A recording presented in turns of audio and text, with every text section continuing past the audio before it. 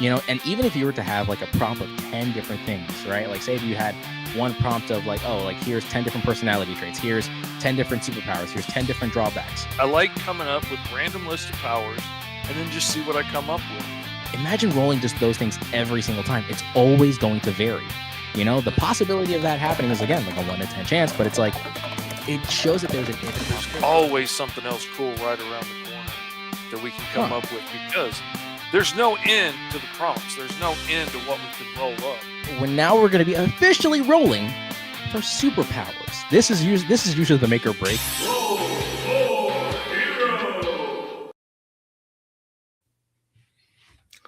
Welcome back, boys and girls, theys and them, children of all ages. It is your ever-loving Uncle Fish back again for Roll for Hero. Super excited to be here. This week, we have got my good buddy Matt Campbell as co-host to help draw along and create some crazy, awesome characters for you.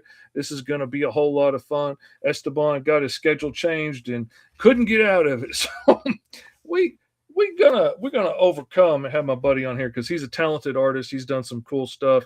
Tell him a little bit about yourself, Matt. I am a talented artist and I've done some cool stuff. See, I told you. My name is Matt Campbell. I have done some cool stuff. I have worked on a lot of comics. I've done some concept art back in the day. I went to school for animation first, and while I was in school, I ended up getting my foot in the door at some small gaming studios doing concept art.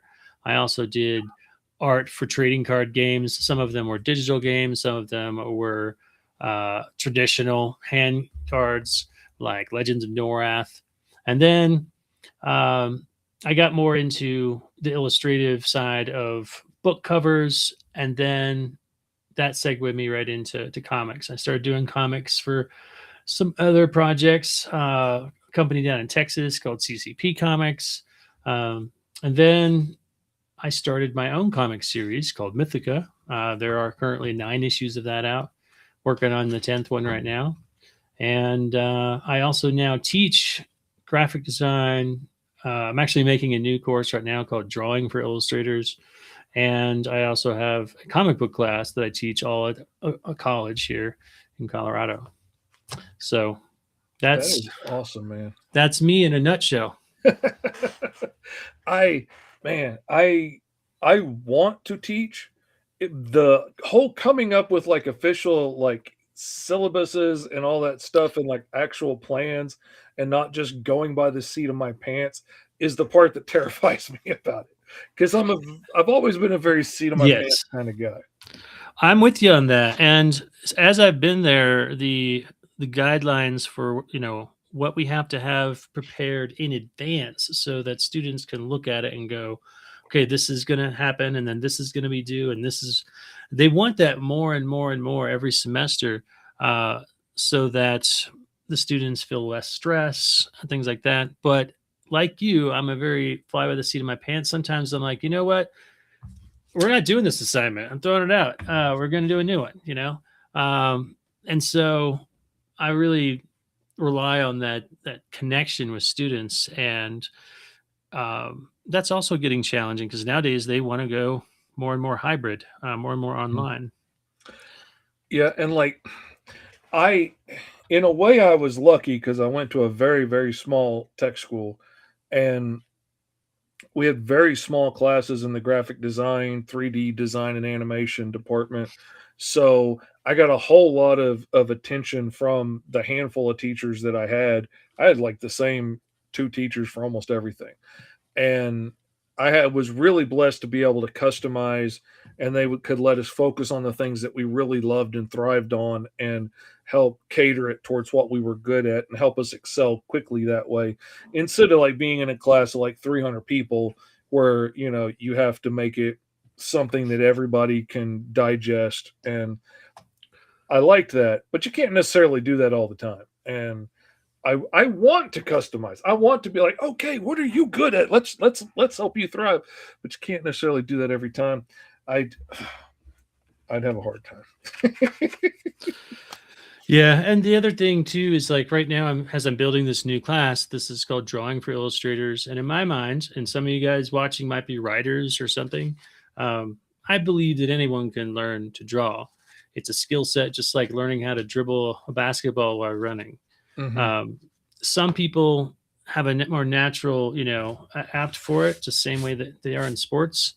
But this particular class has a lot of drills and exercises, like what I'm doing now with these warm ups. This is actually like one of their first assignments is to turn in like 3 pages of this, just getting used to controlling the pen.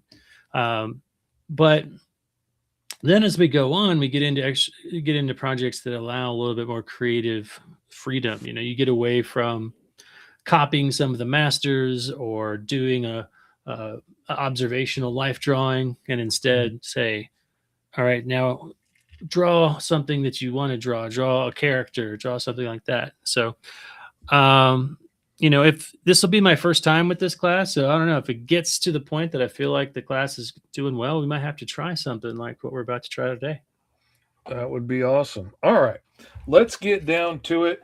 I've shown Matt some of the drawings and stuff that we've worked on before. You guys all know what we've been up to.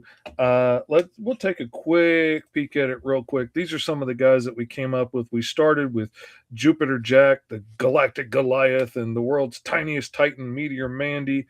When we rolled up the same prompts, and me and Esteban went in two completely different directions with our characters, and I love the way they came out. I missed an episode, and T.S. Luther was on with Esteban, and they rolled up these crazy aliens. And Esteban had this big long list of prompts to go by, and they ended up with like 6 eyes on stalks and 7 tentacles and scaled skin and all this stuff and shapeshifters and all this. And I was driving down the highway, like watching on my phone, commenting as they were doing the show. And as the story kept progressing and they kept talking about, okay, it's a smuggler and they're like in that gray area between good and bad. And, maybe they help Jupiter Jack when it serves them and maybe they're fighting against him. I started thinking of like Huggy Bear from Starsky and Hutch. So I went very like space pimp with mine and came up with various Jive Walker and Dadpole, one of our beloved fans out here. On another show, he yelled out the name Deceptile for one of the characters we were creating, and I was like, oh no, I'm stealing that. That is the name of my alien dude. So Nice. Javarius is the Deceptile. And then we rolled up bad guys. And again, we took the same set of prompts, and I rolled up like the main villain, and he created these henchmen, ant-looking guys. And as we were talking out the story with the fans, we ended up coming up with the fact that like Lord Dominus here used to be one of the people that trained the cosmic cadets that are the heroes, but when he had no more challenges and didn't feel like they were taking things far enough, he ended up going his own way. And then we rolled up Space Reindeer on on the Christmas episode, and that one was a lot of fun. I actually really liked that cover and would love to make a line of like toys out of these guys for a Kickstarter or something. Very Centurion great. I was looking at this one earlier today, and I was like, how did you end up with underwater reindeer? Well, it was one of the guys in the comments where like, okay, so they're just like 8 soldiers as I was doing the main guy. And I was like, no, there's 8 captains. Santa has like 8 captains to captain his legions of reindeer soldiers that work for him. And then I started thinking, I was like, yeah, and each one's got a specialty. And one of them is like, ground attack, and one of them is like air assault, and one of them is underwater demolition. And as soon as I said that, I knew I had to draw an underwater reindeer in a scuba suit. And then I started thinking of like all the fun, goofy variations of toys that you would get, like the Batman with the bright blue costume and the skis and the fur-lined cowl and all this nonsense for like snow attack Batman, and right. And they're stupid, but I kind of love them. And so I came up with this idea. And once I hit on the like Centurion idea of their armor could, you know, be segmented so you could like add on pieces for whatever they needed. Oh, it was all over with then. What's up, DM Ray? Good to see you, man. And welcome to everybody else. Benjamin and Dragon Gaming and Dadpool was in the house long before the show ever started. And then last week we rolled up random characters. We each rolled up our own set of prompts. Esteban got a shopkeeper. I got a 1 foot tall robot teddy bear bounty hunter named Mr. Big. But I also got that he was very wealthy. And the more I thought about it, I was like, well, if he's wealthy, he must be pretty successful. And if he's successful and only 1 foot tall, he's probably managed to parlay his funds into like him being the boss and hiring other people to do most of the dirty work. And so as we talked it out on the show, we ended up coming up with him using his money to hire other droids to be bounty hunters for him. And now he is the leader of this like cabal of droid soldiers that, you know, hunt people down. But if he has to get his hands dirty, watch out, because you're fixing to lose your ankles, because he is dangerous. He is dangerous. Just not tall. And he's a kleptomaniac too, which is just a funny little side thing that I rolled up, and you know, just has to add a little difficulty to everything.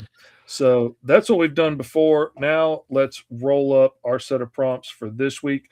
Question to you, Matt. Do you want to work off of the same set of prompts and go in our own directions, or do you want your own set of prompts for this week? Oh man.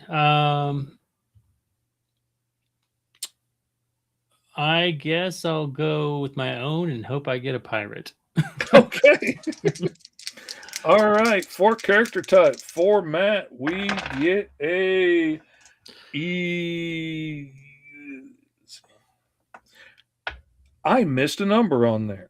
So it's going to be you pick, because I missed 11 when I redid this.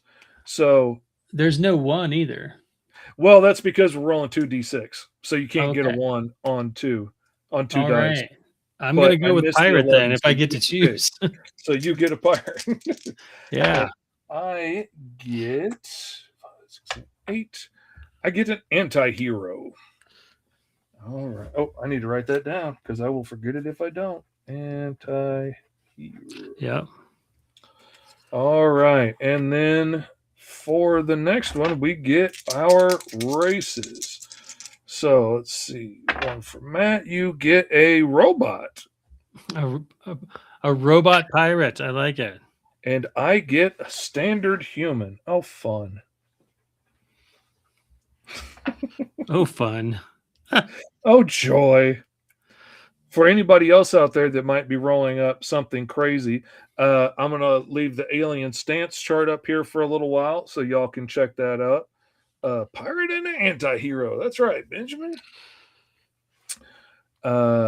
We've got, and I was just talking to Matt about this earlier. The way I like to think about this stance chart is like, if the alien was like, say, based on a dog, okay, then number 1 would be, doesn't matter how smart they are, they're a dog. They may fly spaceships through outer space, be in charge of, you know, intergalactic commerce, but they're a dog.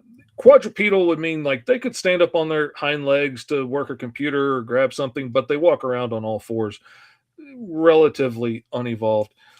Number 3 would be like, you know, like a dog from a children's book, you know, walks around on their hind legs, wears a jacket, has a pipe, drives a car, but they still look like a dog just on 2 legs. Number 4 would be more of your like, you know, Ninja Turtle, Wolfman kind of thing. Like you can tell it came from a dog. You can tell it's a dog, but, you know, stands up on its hind legs, walks upright, you know, fingers, the whole 9 yards. Humanoid would mean made it all the way to like Lon Chaney, Wolfman, you know, like you can tell it's got some dog features, but it's a guy. And then hyper evolved, where would that go beyond, you know, our level of evolution? You know, what extents could that be taken out to? Only your imagine can tell us. Alien looks chart, which we didn't get, but for y'all, I'll give y'all a second to look at that and roll up whatever you're going to get. Roll up a random animal, 2 animals. Now, this was one where when I did my robot, just for fun, I rolled up a random animal to see like what was I going to base the design off of, just to give me something to play with. And when I got bear, I was like, oh, this is going to be terrifying. And then I got 1 foot tall. So I went a different direction. Great. And then the random animal chart: dog, bear, big cat, fish, rabbit, snake, spider, lizard, shark, buffalo, wasp, boar, weasel, crab, beetle, and gator. Which again, we try and keep a lot of this stuff relatively vague to give you some jumping off points. It could be whatever kind of snake you want, or spider, or fish, or it's about inspiring creativity, not being like, nah, you did the wrong kind of fish. Right. And then we've got the minor powers chart. I'm going to roll. This is on where here things get fun. You get to have powers with them. 3d6. Sometimes it's hard to show some of them. All right. Your robot has a great jumping ability. Okay. And my human, 5, 6, 7, 8. And my human is an empath. That's easy to show. I was going to say, some of these powers are like near impossible to show. Yeah. Well, it's to inspire, because like, Right.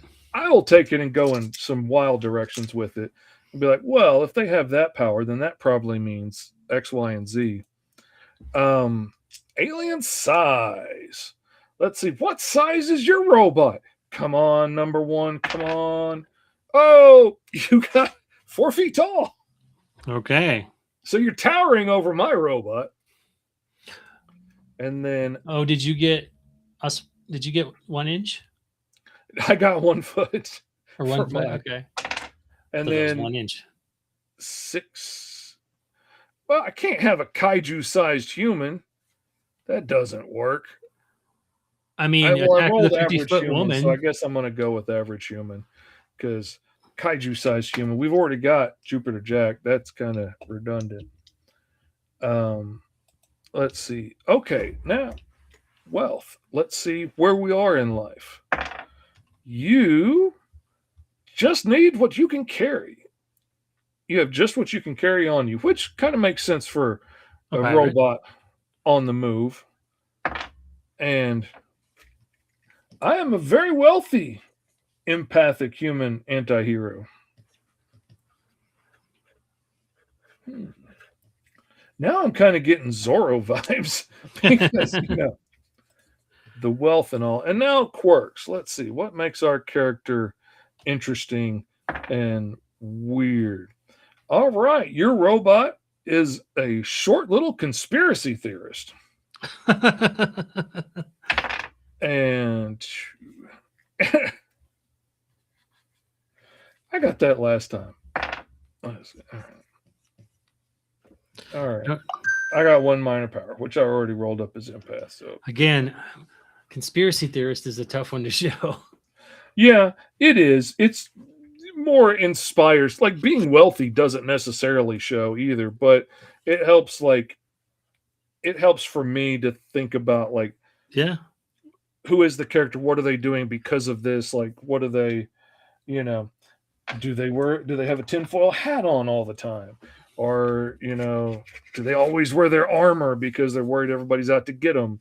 Or, do they carry a bunch of, like, anti-tracking devices on them and stuff? Or, where does that take them to be? Like I got my little tiny robot bear was a kleptomaniac. And the only thing that really came out of that is that he has a pouch on his belly that opens that he can put the stuff he swipes in. But he doesn't want to just walk around like, if he steals the ring off your hand when you're shaking hands on a deal, he doesn't want to just wear that on his arm and you can see that he's walking out with your ring on him. So he's got a pouch that opens up that he can drop it in, which doesn't really show in the picture so much other than there's a line there. But,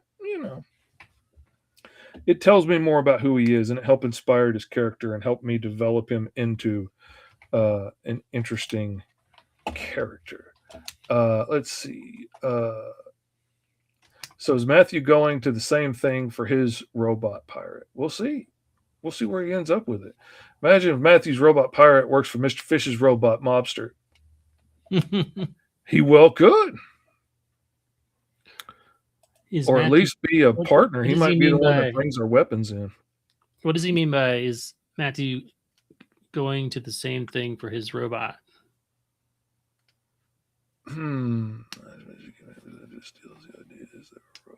I wasn't paying attention. I was setting up my thing. So yeah, I'm not exactly sure with where we were talking. That's all right. What the comment related to. No biggie. Open. So one thing I forgot to do was to open my page to draw on before the show. Uh-oh.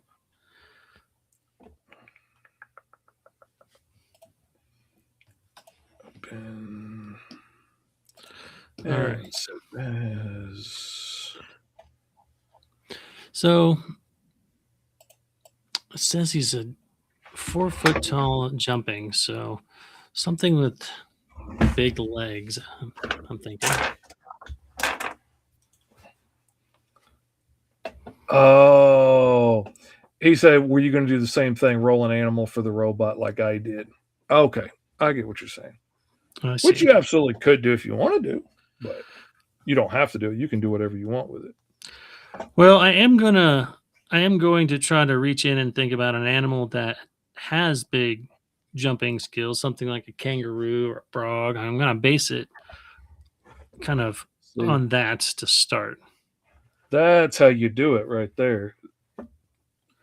Which that's the kind of thing I like about some of the weirder prompts is where it pushes my mind to start thinking about how would they do this? How would that work? And then that often leads me to some pretty creative ideas. But I'm also always open for changing it and playing with it and making it more interesting or tweaking them as we go. Occasionally you find something that doesn't work or is too complex, like Esteban made up a list for the alien attributes the first time him and TS did it. And if you were using it in, like, say, a role-playing game book to design up a character, that could be, and you've got a bunch of like charts you can roll on to see how many of this and that you're going to roll and get, that would probably be real useful. On a show like this, it was a lot of things to throw into one pot to try and come up with a drawing real quick. And which is one of the things I've liked about the prompts. Because, like, I used to have a real exhaustive list of superpowers, and I would randomly roll up a bunch of those superpowers and then combine that into a character for my art stream and for my TikToks and stuff, and to make my morning warm-up characters. And I had all these super specific powers. And then when Esteban came up with a list for the show, his were a lot vaguer, and I was really surprised. I really enjoyed his being more vague. What is up, Car? Just gonna pop on the show for nothing. Nice. But I loved the fact that his were more open-ended, which inspired me to start going more that direction, because that lets you jump off in any direction you want to. And do you mean the prompts were more open-ended? Yeah. Like, gotcha. Where my prompts would be like, you have what terms was I using? I was using, like, okay, you have, like, you can control or shoot minor cosmic energy, or major cosmic energy, and you could generate minor fire or major fire. I had like all these like specifics for like how much fire can you produce if if we get that power, or how how much ice can you generate, or all of these things, like what kind of intangibility do you have. But just having, like, you have elemental control, you could take that in any direction you want it to be. That could be, you can control the power cosmic, or that could be you're an earthbender, or that could be your Iceman and can generate ice and create an ice shield over yourself, or maybe you're Firestar flying around on heat waves. You could take that in whatever direction you wanted it to be. It doesn't mean you have to necessarily control everything unless you think that's fun, but you could take it in any direction you wanted to. And I liked taking those down to simpler, like, or like we would have, like, body weapons or animal powers or something. And then you could take body weapons in any direction. Doesn't necessarily mean you just have claws. Maybe you wanted to focus on the fangs or claws, or you wanted big horns, or you wanted a rhino's armor, or whatever floats your boat.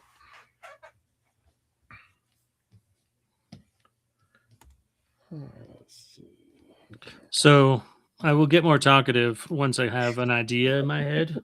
Right now, my brain is going 100 miles an hour trying to visualize this thing that I'm making. Once I have it locked in, I will, get into autopilot with just inking and refining, that kind of thing. Let's put a little pirate hat on this guy. I don't know how it stays on his head, but roll for hero alienations. It's all made up, so. Or alien animations. Sorry, bit lost. What's happening? Allen Animations, we are rolling up random characters to fit in the sci-fi universe that we're doing this season.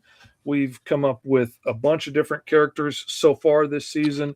We kind of went with like a 60s retro futuristic sci-fi kind of vibe at the beginning of the season, with our characters Jupiter Jack and Meteor Mandy as superheroes in this world. Let me go back in.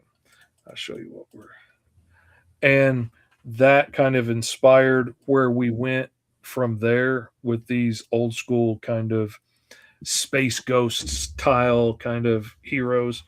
And then that led us on to doing these alien, like gray area alien bad guys, like maybe they're smugglers and body bounty hunters and whatnot, that are helpful sometimes and working against you other times. And then we came up with this evil Lord Dominus who's trying to destroy the universe and his minions.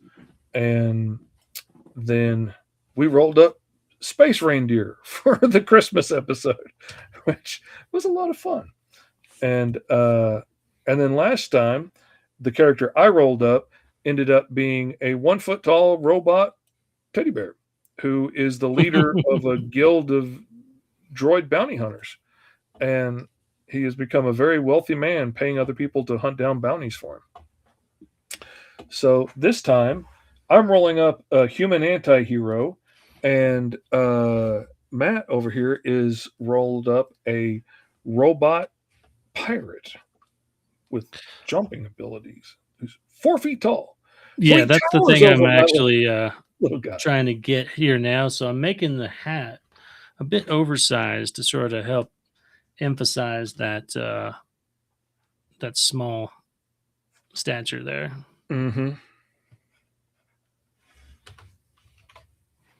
And sometimes I've found in concept art, like when you, or if you exaggerate like a lot and then rein it back just a little bit, you can come up with some pretty crazy, fun things. Like here, you can see I'm pushing this hat like really big, just to see like what feels, ridiculous and what feels usable. Like this, something like that size, I feel like I can work with, Oh, that reminds me of a character that we did. Let me see if I can pull it up real quick.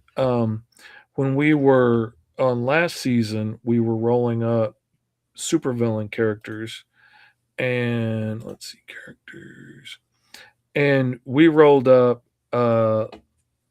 female characters with animal powers and something else in there, but they had animal powers, and then one of the things that we got at the end was their power came from their suit. Mhm. And where Esteban went a much tighter, like lean Iron Man type suit, I went full on mech suit with mine. And as I was playing around with the shapes, trying to figure out like how cat like did I want to make her, I did the Mhm. exact same thing with like the profile of like a cat's head and took it bigger and bigger and bigger until I ended up making it the whole like body of this mech suit, and worked these input jets into her shoulders. Oh, that was it. They had to be able to fly too. So I had the impulse, the intakes for her jet engines on her shoulders, and made those cat ears, and made the joint in the middle from the chest to the hips where it moves the like the mouth of the cat, and put Oh headlights wow. in there for eyes, and ended up with this, crazy cat suit of power armor that she's in.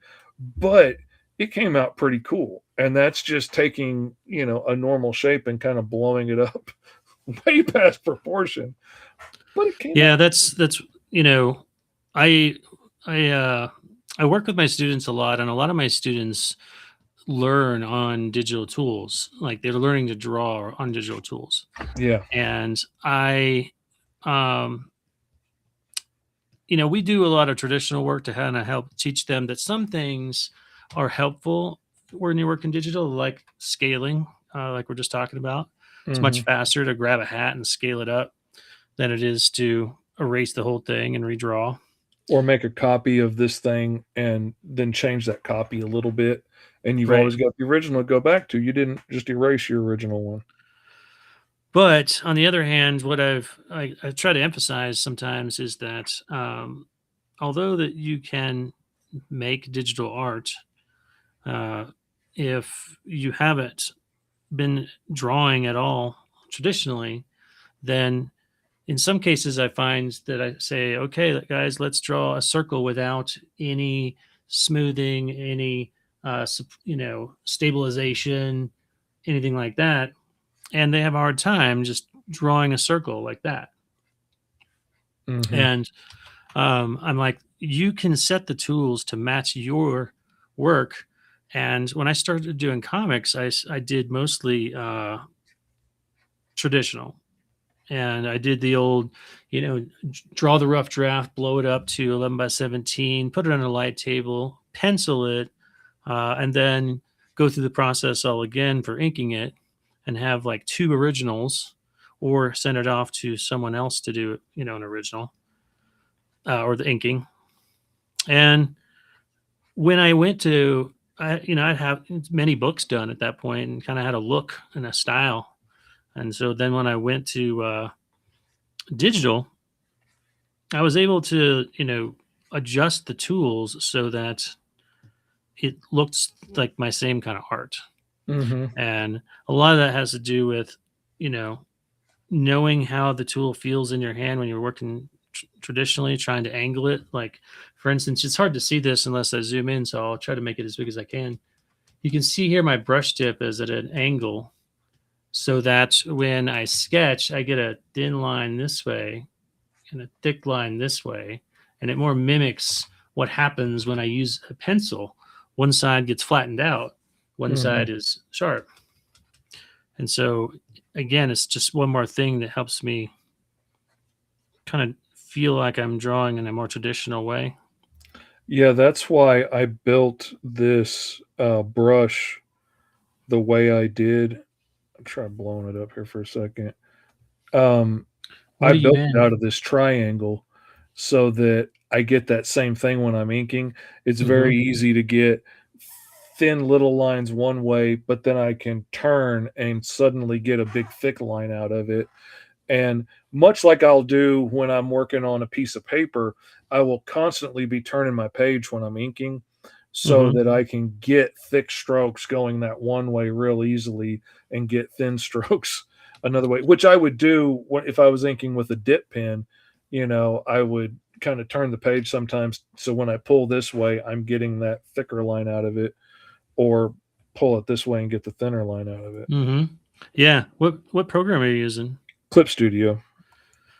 I really I've been wanting to play around with that, and the only reason I haven't is that as an instructor, um, especially one in graphic design, they tend to want us to teach Adobe products, Yes, they do. and um, Oh, I got and a whole and as rant about such, that. I'm right there with you. But as such, I get the products given to me Hmm. as a teacher, and so it's hard to argue with that. Plus, I have to stay up to date with it, so I have to use it so I know what's going Yeah. on. Yeah, like when I was in college, they taught us how to use Corel Draw. I Mhm, taught a class on Photoshop because it was version 1 of Photoshop when it first came out, and none of the teachers knew how to use it, so they gave it to me and my buddy to figure out, and then we taught a class on, like, how to use it and how it functions. And I remember telling everybody, like, "This is an awesome program. Absolutely love it. It's never gonna catch on in the public at large because it was way too niche and way too, like, it was way too heavy on the computer to use." Like, we were mhm, using fancy graphic computers at the college. Most people couldn't handle that on their home computer at the time. You mhm, know, a lot of things changed quickly over the next couple of years, and then all of a sudden it was the word for photo manipulation and stuff. And I mhm. was like, God, that was another one I was wrong on. That and texting. I never thought texting was going to catch on. That's ridiculous. Who wants to type it all out when you can just call somebody? That's stupid. That's a fad for kids. No, it stuck around. But okay, I'm willing to admit I was wrong. Um, but yeah, I love Clip Studio. I mean, I've used a lot of programs. I have I dislike Photoshop for a lot of reasons.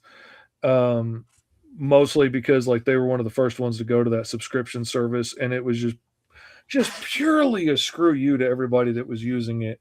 We're not getting enough money out of you, making you pay hundreds and hundreds of dollars to buy the program. Oh no, no, that's not good enough. We need to get, a steady stream out of you forever. And that bugged me. And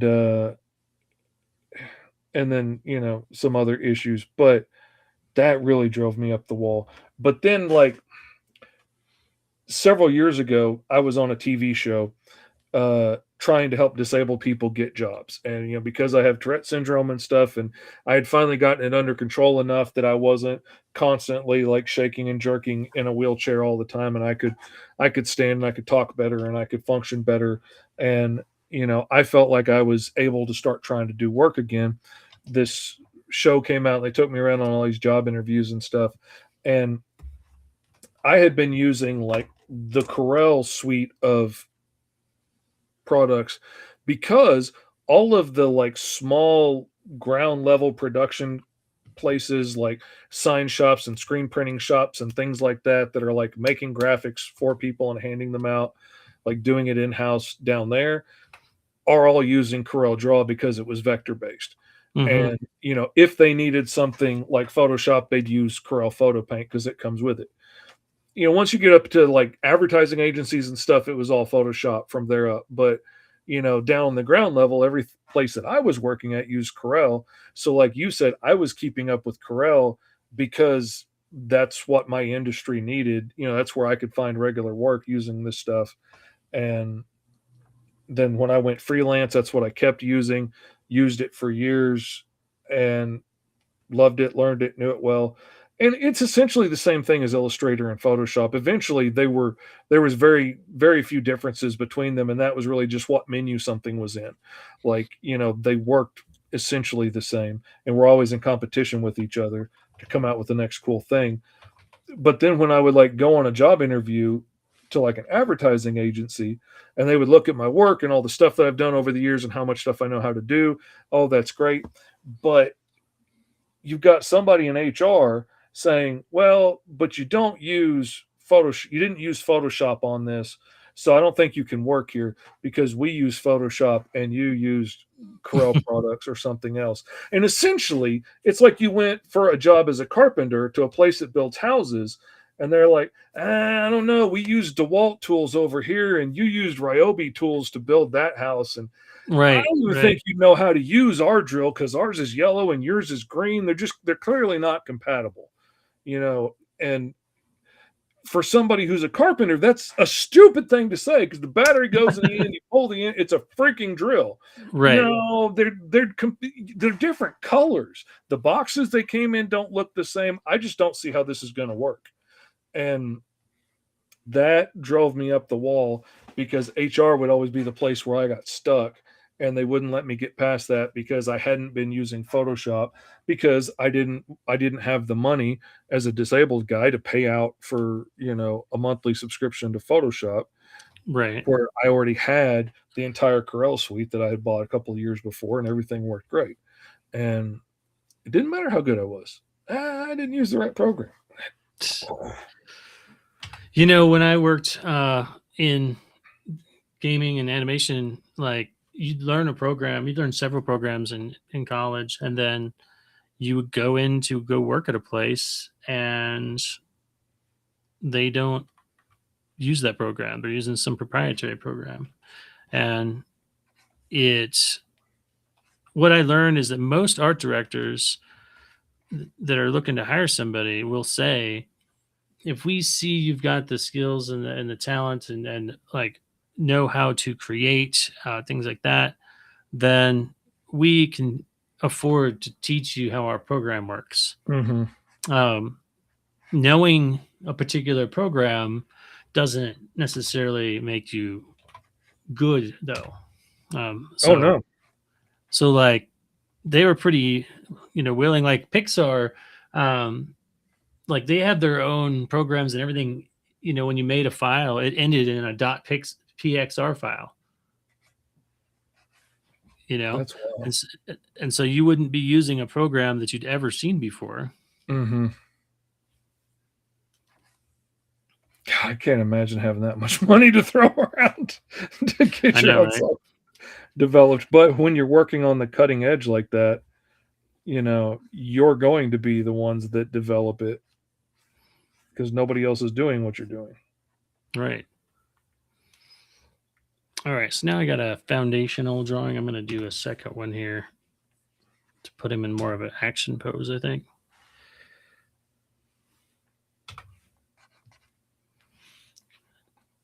But yeah, like when I would talk to the people in the art department and stuff, instantly it was like, oh yeah, you've got the skill set, you've got the imagination, you've got the creativity, blah blah blah. We're speaking the same language. It was always the getting past the people in HR that was the problem, because they're the ones that are usually making the decision on who goes up to see the people in the art department, and once I got up into there, things were great. And I followed a very similar path as you, except I got so many job offers at so many different video game places, and then for one reason or another, something would always fall through and it would fall apart. Like one of them I got hired at, and then like one of the founders of the company died, and like his money got tied up in fights between his kids and whatnot. So all of a sudden they didn't have access to the same amount of money that they were going to have access to. So they started laying people off. Another one, I got hired and they're supposed to be sending out my paperwork, and they had me going out looking for houses in Dallas and had an agent with me to, make sure I was looking in the right tier of houses, because I would not have been looking in the places they were telling me to look, because I had never seen that kind of money before. I wasn't looking at those kind of apartments. And then all of a sudden they decided to buy motion capture equipment instead of hiring me. And honestly, I can't blame them. I mean, you're going to get a whole lot more animation out of that amount of funds than you would have got hiring me. Much as I didn't like it, I can't blame them for it. But you know, one thing after another, and then finally it got to the point to where when I would go on interviews, and it had been a year or two since I had graduated college, and they would ask me, well, what have you been doing since college? And I live in Arkansas. It's not like there's, a local animation firm or video game company that I could be working for until, I got my break at, Blizzard or something. Right. So I would tell them, like, well, I'm working at a gas station because I loved the job. I like talking to people. I thoroughly enjoyed the job. I got to talk to people. I got to spend most of my night drawing on the backs of receipts and stuff because I worked third shift, and there wasn't a lot of people coming in the middle of the night. Right. And worked out great for me. But they get this look on their face, like, if you're this talented, why aren't you doing this for a living? And so I finally had to break down and find me a local job in graphics just so I could have something on the resume. And then I fell in love with sign making. I did not expect that to be the case. One of my very first jobs before I even went to animation school, it's kind of my story that I tell my students. I'll tell it here real quick, just for a nice story to tell. Pay attention, y'all ain't even having to pay for this. So I was a raft guide for several years here in Colorado. And one day I was like, I really want to pursue my art. And I started drawing again. I put my portfolio together, and I went into this comic shop in a small town here in Colorado. And I kind of naively was like thinking I was going to walk in there and they were going to have the hookup with somebody in the industry. Oh, you want Stan Lee's phone number? Sure. Right. Yeah, exactly. And so I was like, hey, this is my portfolio. I'm looking for work. And so then they said, well, we don't really know anyone that needs something like that. We just sell them. However, we really like your work. Would you be interested in like illustrating our front display window, like with window paint? Mhm. And I was like, yeah, I could do that. And so Window splash. I walked out the door and went, I wonder how I'm going to do that. So I walked down the street to a sign shop and I was like, hey, what kind of paint do you need to do, window painting? It's called One Shot, by the way, guys. But the sign person was like, well, we don't really do that anymore. We do vinyl graphics. They'd already transitioned into, newer stuff. Yeah. And so I was like, okay. And as I'm looking around, I'm seeing these computers and these printers. And I'm like, you know what? This is pretty amazing. And I said, well, are you hiring?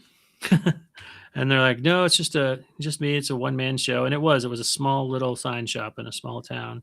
Mm-hmm. And, but I was persistent. I wanted to, be in the industry. So I said, well, there's a lot of mess here from all the cutoffs and the vinyl cutoffs and the wood, and stuff. And it was a one-man show, so you often didn't have time to clean it up. And I was like, hey, I'll clean this up if, you show me how this stuff works, And he was like, yeah, I really don't have time for that. And he kind of, blew me off, and I kept persisting. And eventually I broke him down and I told him I'd be there, the next day. And sure enough, I worked there for 3 months without getting paid. I would clean the floors and sweep.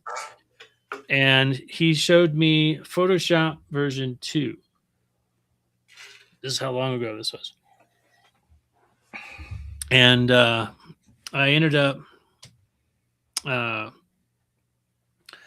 working there for a while, and I never did end up going back and doing the sign for the comic shop. Um, but that's kind of how I got, into the industry. And one of the things I kind of tell my students about that story is I didn't sit around waiting for opportunity to come knocking.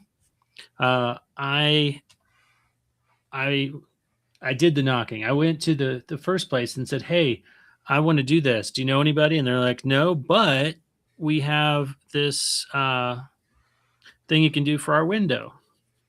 And then I went to the sign shop and I was like, "How do you do this?" And they're like, "We don't." And then I was like, "Well, how do you normally do it?" And I learned that, and I pushed my way in. And I was like, "Well, I'll do this." And even though he said no, uh, he ended up doing it. Now, there's a lot of other parts to that story where I ended up, becoming the manager of the place, but that's a different part of the story. But yeah, and the thing is, I really fell in love with it because there was a guy there who they would hire and call in from time to time who was old school, and he was a pinstriper. Like, he would do hand painted sign lettering, and I loved chatting with that guy and learning from that guy. And I attribute it a lot like uh, inking, where I can ink my own work and feel fairly comfortable about it. But I would never call myself an inker because um, the line control that inkers have to, especially dipping a brush into ink is just something I haven't mastered as well as most inkers have. I only learned to do it out of necessity because I couldn't find anybody in, rural Arkansas that had any interest in being an inker. And there were probably people out here. I just couldn't find them because we didn't have like, internet chat rooms and stuff in the beginning to look for each other and whatnot. And I never ran into them at the comic book shop. So, or on the aisle at Hobby Lobby. So, I had to go with what I could find and had to teach myself to do it. But I feel the same way with colors. Like, I always wanted to work in indie comics. That I was never the guy that was like, God, I can't wait till I go on to draw Spider-Man or Batman. Like, I mean, if they asked me, I would do it just because that would be fun. But I don't want to do that. There's so many people that want to do it. Let them. Like, I want to tell my own stories. I've got so many ideas of my own I want to tell. I'd rather do this. And when I was a kid, indie comics were all black and white and grayscale. So that's what I studied my whole life because I wanted to do like the Ninja Turtles and the old Judge Dredds and Grendels and all the cool indie comics were black and white. That's what I wanted to do. So I studied that my whole life. And then everything freaking changes to color. And now all of a sudden, cheap digital printers that will print you beautiful, full color, professional looking comic books like Kablam and Comics Wellspring and all these other great places. Right. And so the whole world freaking changed. And then I had to learn color. And I always feel like I am out of my depth. And every time somebody hires me to do a book in color, I'm waiting for them to realize at some point, wait a minute, he's not a colorist, and take the money back. They don't. And now, like, sometimes I just get hired to color books. And I want to say every time, I'm like, I'm not a colorist, right? But at this point, I am. Whether I think I'm any good at it or not is a different thing. But Right. I'm passable now. I'm not 100% ashamed of what comes out of the printer on the other end, like I was in the beginning when I use those super heavy saturated reds, like the red that really hurts your eye on screen. And like, I've learned to get better than that. But I still don't feel like I know what I'm doing.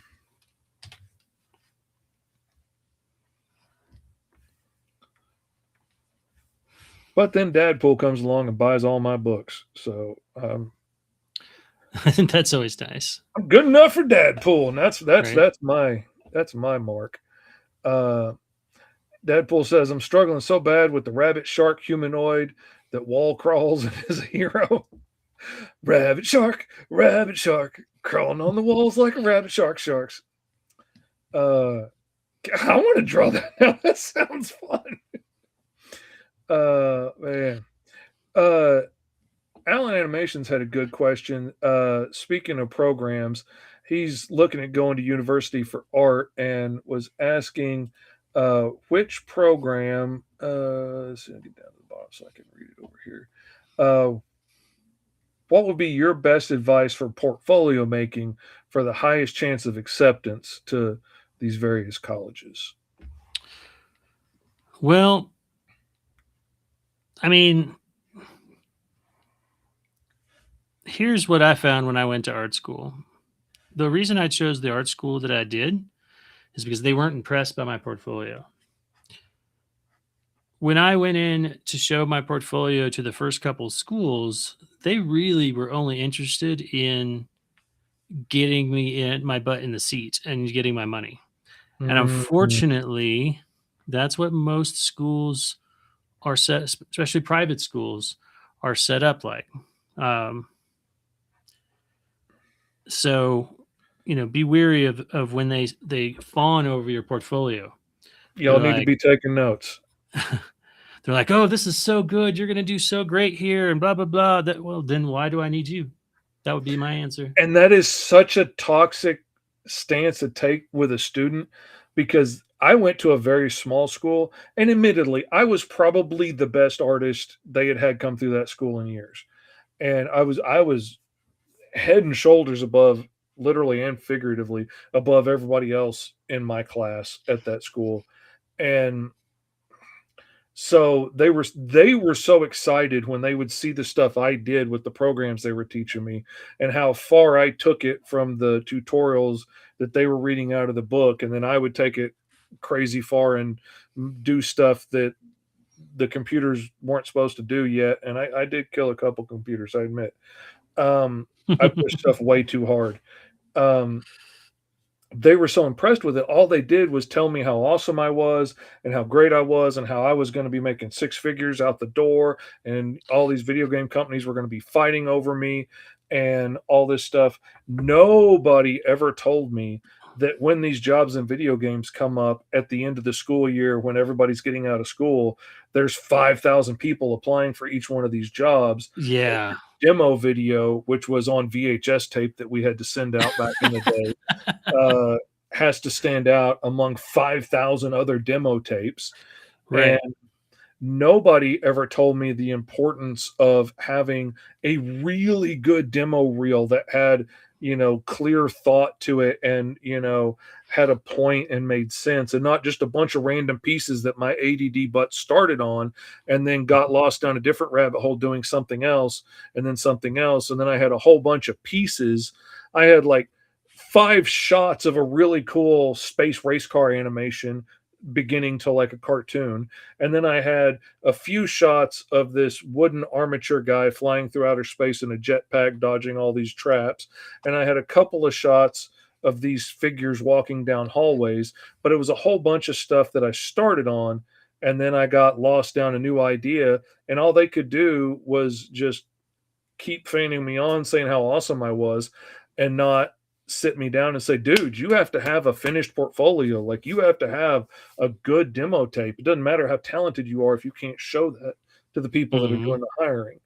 And Right. so I'm sending them really cool scraps and got lots of job interviews and stuff, but never made it across that threshold because nobody just sat me down and said, dude, you need to do this to get a job. Right. This is what it's going to take to get hired in the door instead of how cool I am and how amazing my creativity is. And I would have paid twice as much if somebody would have just kicked me in the butt and sat me down and told me what it takes to actually get a job. Hmm. Yeah, I was very fortunate. I had an instructor who um, he taught at this art school, but he was previously a drill instructor, and I still use some of his tactics in my class today. For the students that are like really feeling like I'm just going to go to art school because it'll be easy.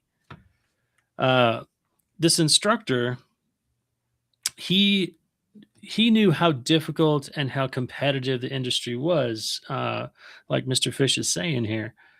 And so he felt like it was his responsibility to break the students and see which ones were serious and which ones weren't. Mm-hmm. And so, like the very first week, I think I was in his drawing class. One of our assignments was 200 life drawings by next week, like drawings of people around us, whatnot. And it didn't really matter if you did an amazing job. He would be like, not, very uh, complimentary, for a while. But then after the first couple semesters, he would, if he felt like you were going to stick around and you were really committed, then he would bend over backwards for you. He personally drove me to some of these gaming studios where he knew that there were former students, and he ended up like introducing me and getting my foot in the door at some of these places. Um, That's awesome. so, but he one of the things that he would do is that he would give you these assignments that would require a lot of time and effort. He didn't really care how good they were. It was, did you even attempt to try it? And Mm, if you came into class and you're like, oh well, this happened and this happened, this happened, he wouldn't sit there and be like, try to explain to you why it's important that you do this. He just put a McDonald's application on your desk. And he's like, that's the maybe thing, you're man. not I suited for this. wish I had gone to his class because he probably would have kicked my ass. But I needed my ass kicked because nobody around me was willing to tell me the truth because, you know, people act like being able to draw is magical or something, and It's not. everybody was fascinated by what I did and would tell me how rich I was going to be someday, and they're telling me how they're going to save every scrap of notebook paper I ever drew on so they can be rich someday selling it. And nobody ever was like, dude, you need to work on your proportions, man. Your hands are way too big. And why is Right. everybody's crotches so bulgy, man? Nobody told me that. It took one guy to break down and tell me that. And I was like, oh, dang, they are. Yep. And I remember. I remember that's something else. You learn in the comic book industry. If you go to a convention now, nowadays they don't have as many artists that look at portfolios as they used to. no. But when I used to go a lot, there were a lot of artists, and you could take your work to them. And I remember going to see Neil Adams, and hopefully most of you guys know who Neil Adams is. But I would and hope he, so, I but would hope so too. And me and this other artist named Errol C, who's also a good artist, he was with me, and we both were decided we're going to go show our portfolio to Neil because it was like before the show. And we walk up to him, and I ask him, and he's like, can I show you my portfolio and get your feedback?" And he goes, "Yeah, as long as you don't mind, I tell you it's crap." This is before he looked at it. Like he was anticipating it. And one of the things that I tell my students that I learned when I was there over those years is like, when someone of authority, someone who has put in the time, has the skills, is telling you something, that hurts to hear. Yeah. Like your work's not good enough. Your work's crap. Um, don't argue. Don't make reasons why it's not as good as it should be. That's what most people do. They kind of default to, Oh yeah. The well, excuse. I was tired that day and I didn't have my best or whatever, you know. But instead, the thing to do is be like, okay, I hear you. Why? Why is it bad? Why is it not good enough? What is it that I need to work on? And if you can do that, most people that you're showing your stuff to will immediately have more respect that you might have a chance at this. Mm-hmm. If 'cause they believe that, you're willing to listen and see what, people are saying. So, um, that's something I learned is you gotta kind of get a tough skin going. That's the best advice I ever got at a con. I I was still in a wheelchair at the time, and I took the best little mini comics I had done for our church for like free giveaways that we would like put in the feeding backpacks and stuff. Just that would have a little superhero story with these cosmic church kids going around saving the day and Mhm. acting out some little Bible verse, and it was just a fun little thing, have some puzzles and stuff in it, and encourage them to come check out the church if they wanted to. And I was knocking these things out in a week, these little 8-page ash can comics, and printing them on the church Xerox machine, and we'd send them out each week in the backpacks.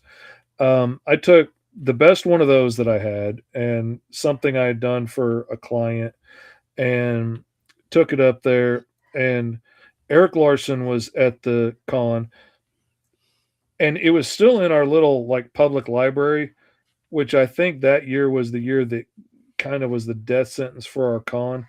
Because the next year it went on to a convention center and got real big, but Mhm. we never got quite as big names as we did that time. Like Scotty Young was there, and Mhm. all kinds of people were there. And I think everybody went back to the comics world and was like, yeah, don't do the Conway Con. It's too small.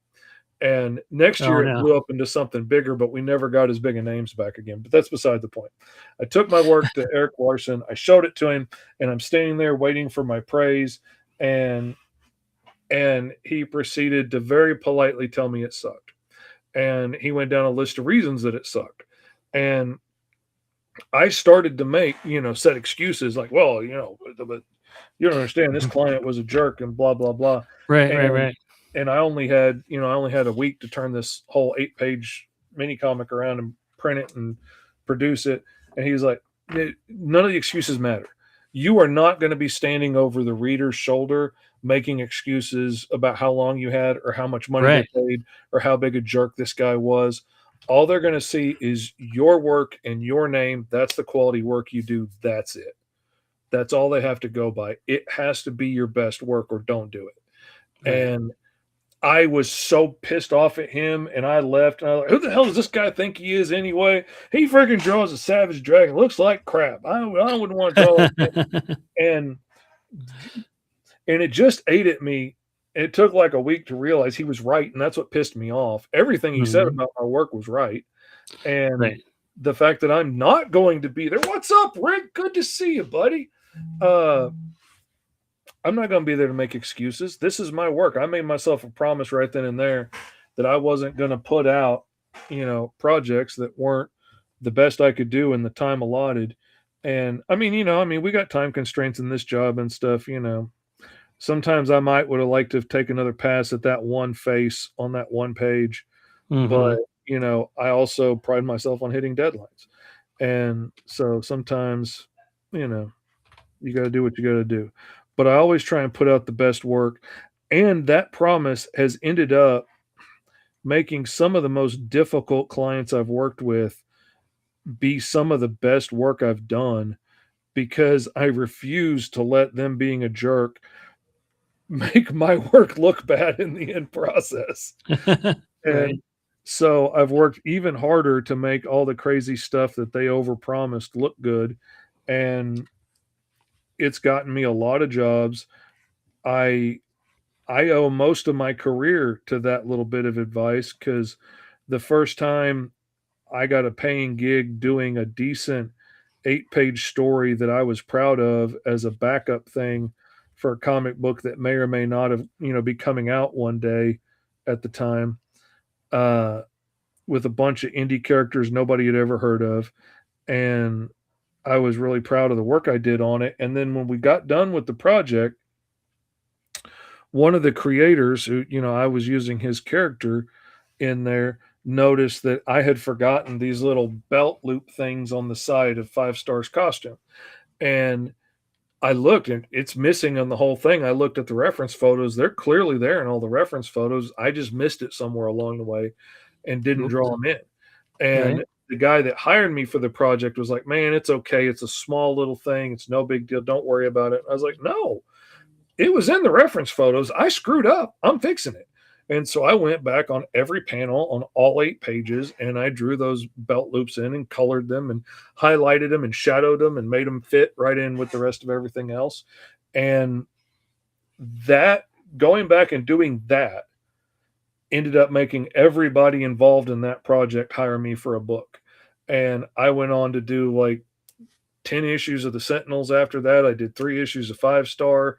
I did like the next 2 issues of Power Company, which was the combined book they were all doing. I got like several years worth of work out of that. Sentinels kept my kids fed and housed during COVID. Like, I love these guys. They're some of my closest friends now and my best clients.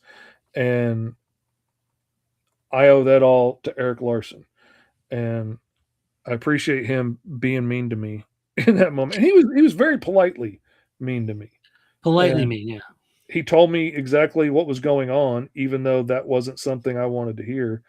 And I wish we did more of that in the right way. I've started, it's hard, like you do with your show on Fridays, the Wheel of Destiny, where you run down the Kickstarters and stuff. You want to help play up the things that they did right and encourage them on the things that they did good on their Kickstarter, Right. so that when you point out something that they could improve on, it doesn't just break their heart and make them feel bad. But Yeah, make them feel like you're attacking. yeah, you got to walk that line. But yeah, I did 2 issues of the Power Company. I think I colored one. One of them I don't think is even ever went out yet. I think they're still waiting on that. I've had that happen so many times. Oh man, I did a book back when me and my wife were dating in like 2020 that I'm just now seeing pages of it come around on social media, and he's talking about, oh, we're almost ready to launch the book. And I'm like, dang, man, I was done with that a long time ago. I don't even draw like that anymore. That doesn't look like my coloring anymore. Right. Let's see. Dragon Gaming says the robot villain I rolled up thinking I'm going with Wreckage, the Forgotten. Bear-like torso, spider legs, and a snake for a tail. There used to be entertainment animatronics that got thrown away. Oh, that's beautiful. I love that. Glad you can make it, Rick. Glad you're here. Let's see. What else do we miss here? So I think there's one aspect of this I feel like I still have to failed on is it doesn't feel like he's 4 feet tall. It's hard to do. There is ways to do it, but it's hard to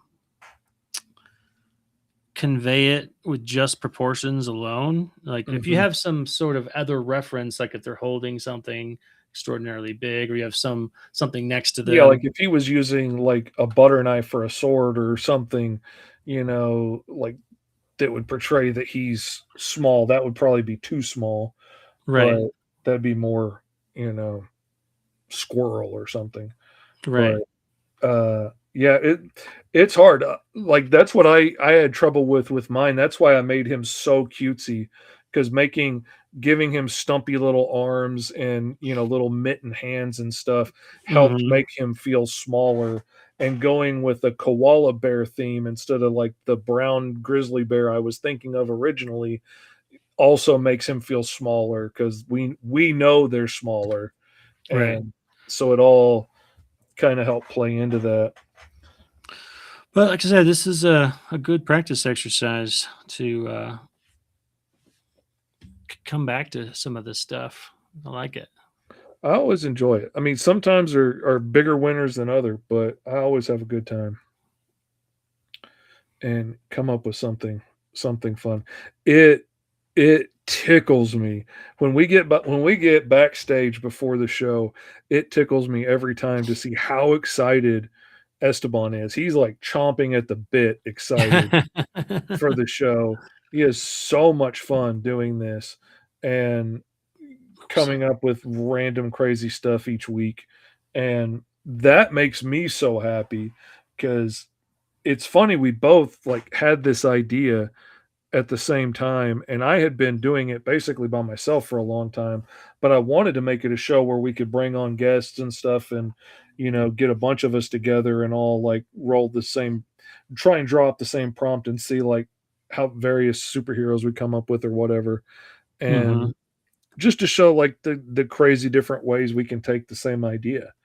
And to find somebody else that was interested that can keep up because not everybody that can draw can do this quickly, Yeah.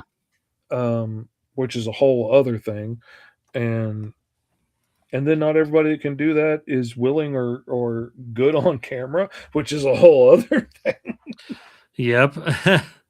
Yeah, and that's how I am with my comics and concept art, pretty much both, is that while I am kind of in the process of figuring out the panels that I'm going to be using, the angles, the design of the characters or whatever, that's my kind of lock in alone time usually. Use a banana for scale. You I'm pirate of the good ship. said he was 4 feet, not 4 inches. Yeah. Let's see. If he's 4 feet, banana would be like something like that. Sorry, the Alan cat walked right in front of me. Animation. So hypothetically, if I showed you what I have so far for my animation and art portfolio, would you politely tell me if it's crap? Well, something Even else you want to even if it was, remember. it doesn't mean you shouldn't go to school, because they could help you get to where you want to go, maybe. But then also there's the that's the thing. Like everybody says like chase your dreams, but like, I would love to be taking the stage to, and have concert halls just packed full of people wanting to listen to me, sing, I don't know, stupid country music parodies or something. But that would be a lot of fun. Nobody is going to pay money to listen to me sing. Like nobody's doing that. I could work for a really long time and still not get to the point people are going to pay me to do it. Maybe people let me do it for free, but they're not going to pay me to do it. And that's okay. What I want to do and what I'm good at doesn't necessarily hit the same circles in the Venn diagram in that point. When it comes to comic books, my storytelling skills and my art abilities and stuff overlap very much with what I'm best at and what I love to do. So I'm fortunate in that regard. You know, there's a whole lot of people that, want to be writers, but either have not learned how to be a very good writer or, more often than not, what I see is people really want to be a writer and think they're a writer, but haven't put in any effort to learn the skills to do it right. Just think, Right. well, I've read a lot of comics, so obviously I can write them, and are not very good writers. And you know, and there's a lot of people that really, really want to be a comic book artist, but then don't want to like put in the effort and all the hard work to learn how to do it and do it well, or put in all the effort. This is a grind of a job. Hmm. That's I see that so often. People, you know, young people Trying to work especially around my cat right now. that want to do this as a job. They've always dreamed of doing this for a job. And then, and they take on some gig for ridiculously low prices just to get their foot in the door and then realize very quickly what a tremendous slog this job is and realize it's not a lot of fun and then like, bail and ghost them with them, take the money and leave and ruin their reputation and whatnot. And it's hard. This is not for the faint of heart.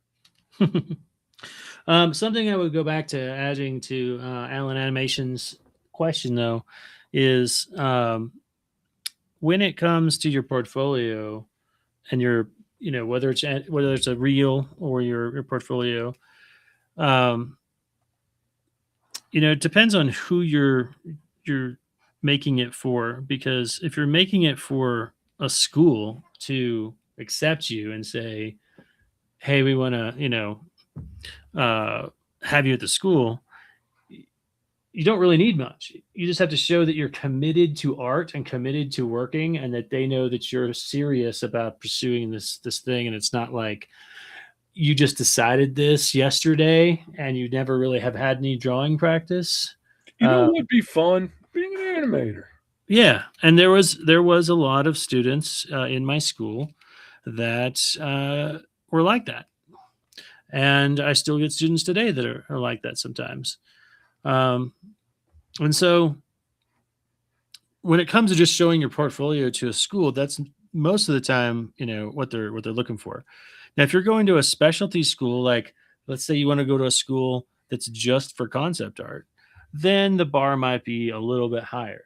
They might be looking for someone who has put in a lot more effort, right? But even then, they're not looking for your, like your work to be stellar.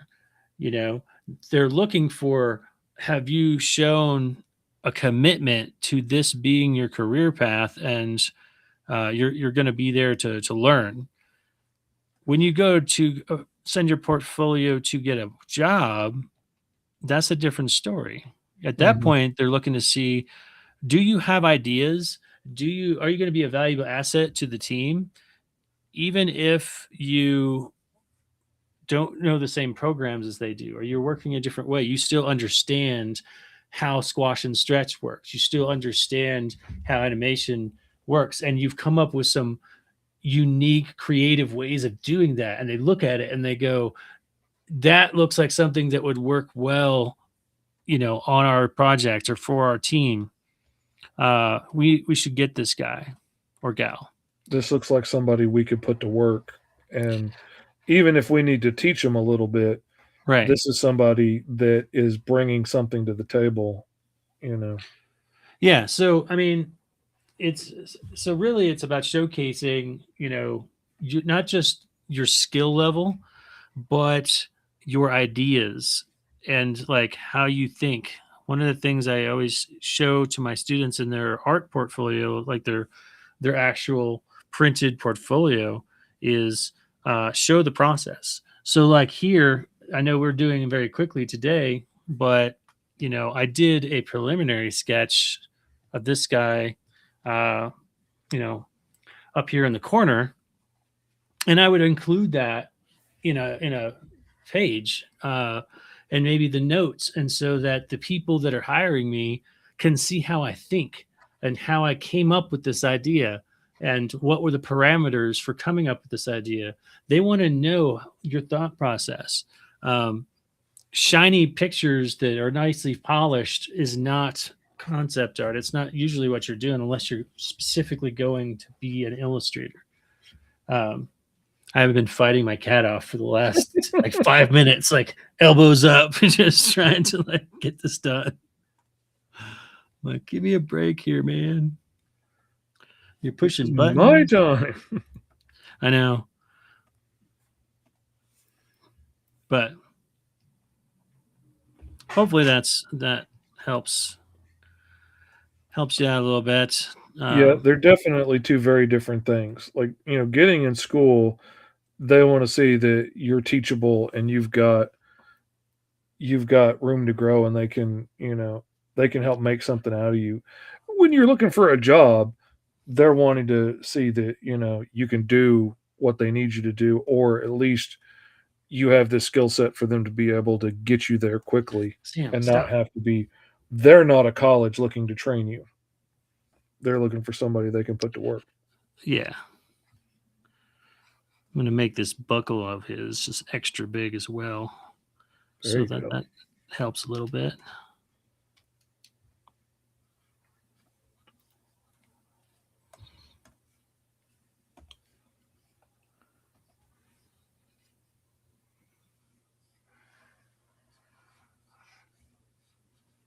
I think that's right, but I don't know. I'm going with it for now.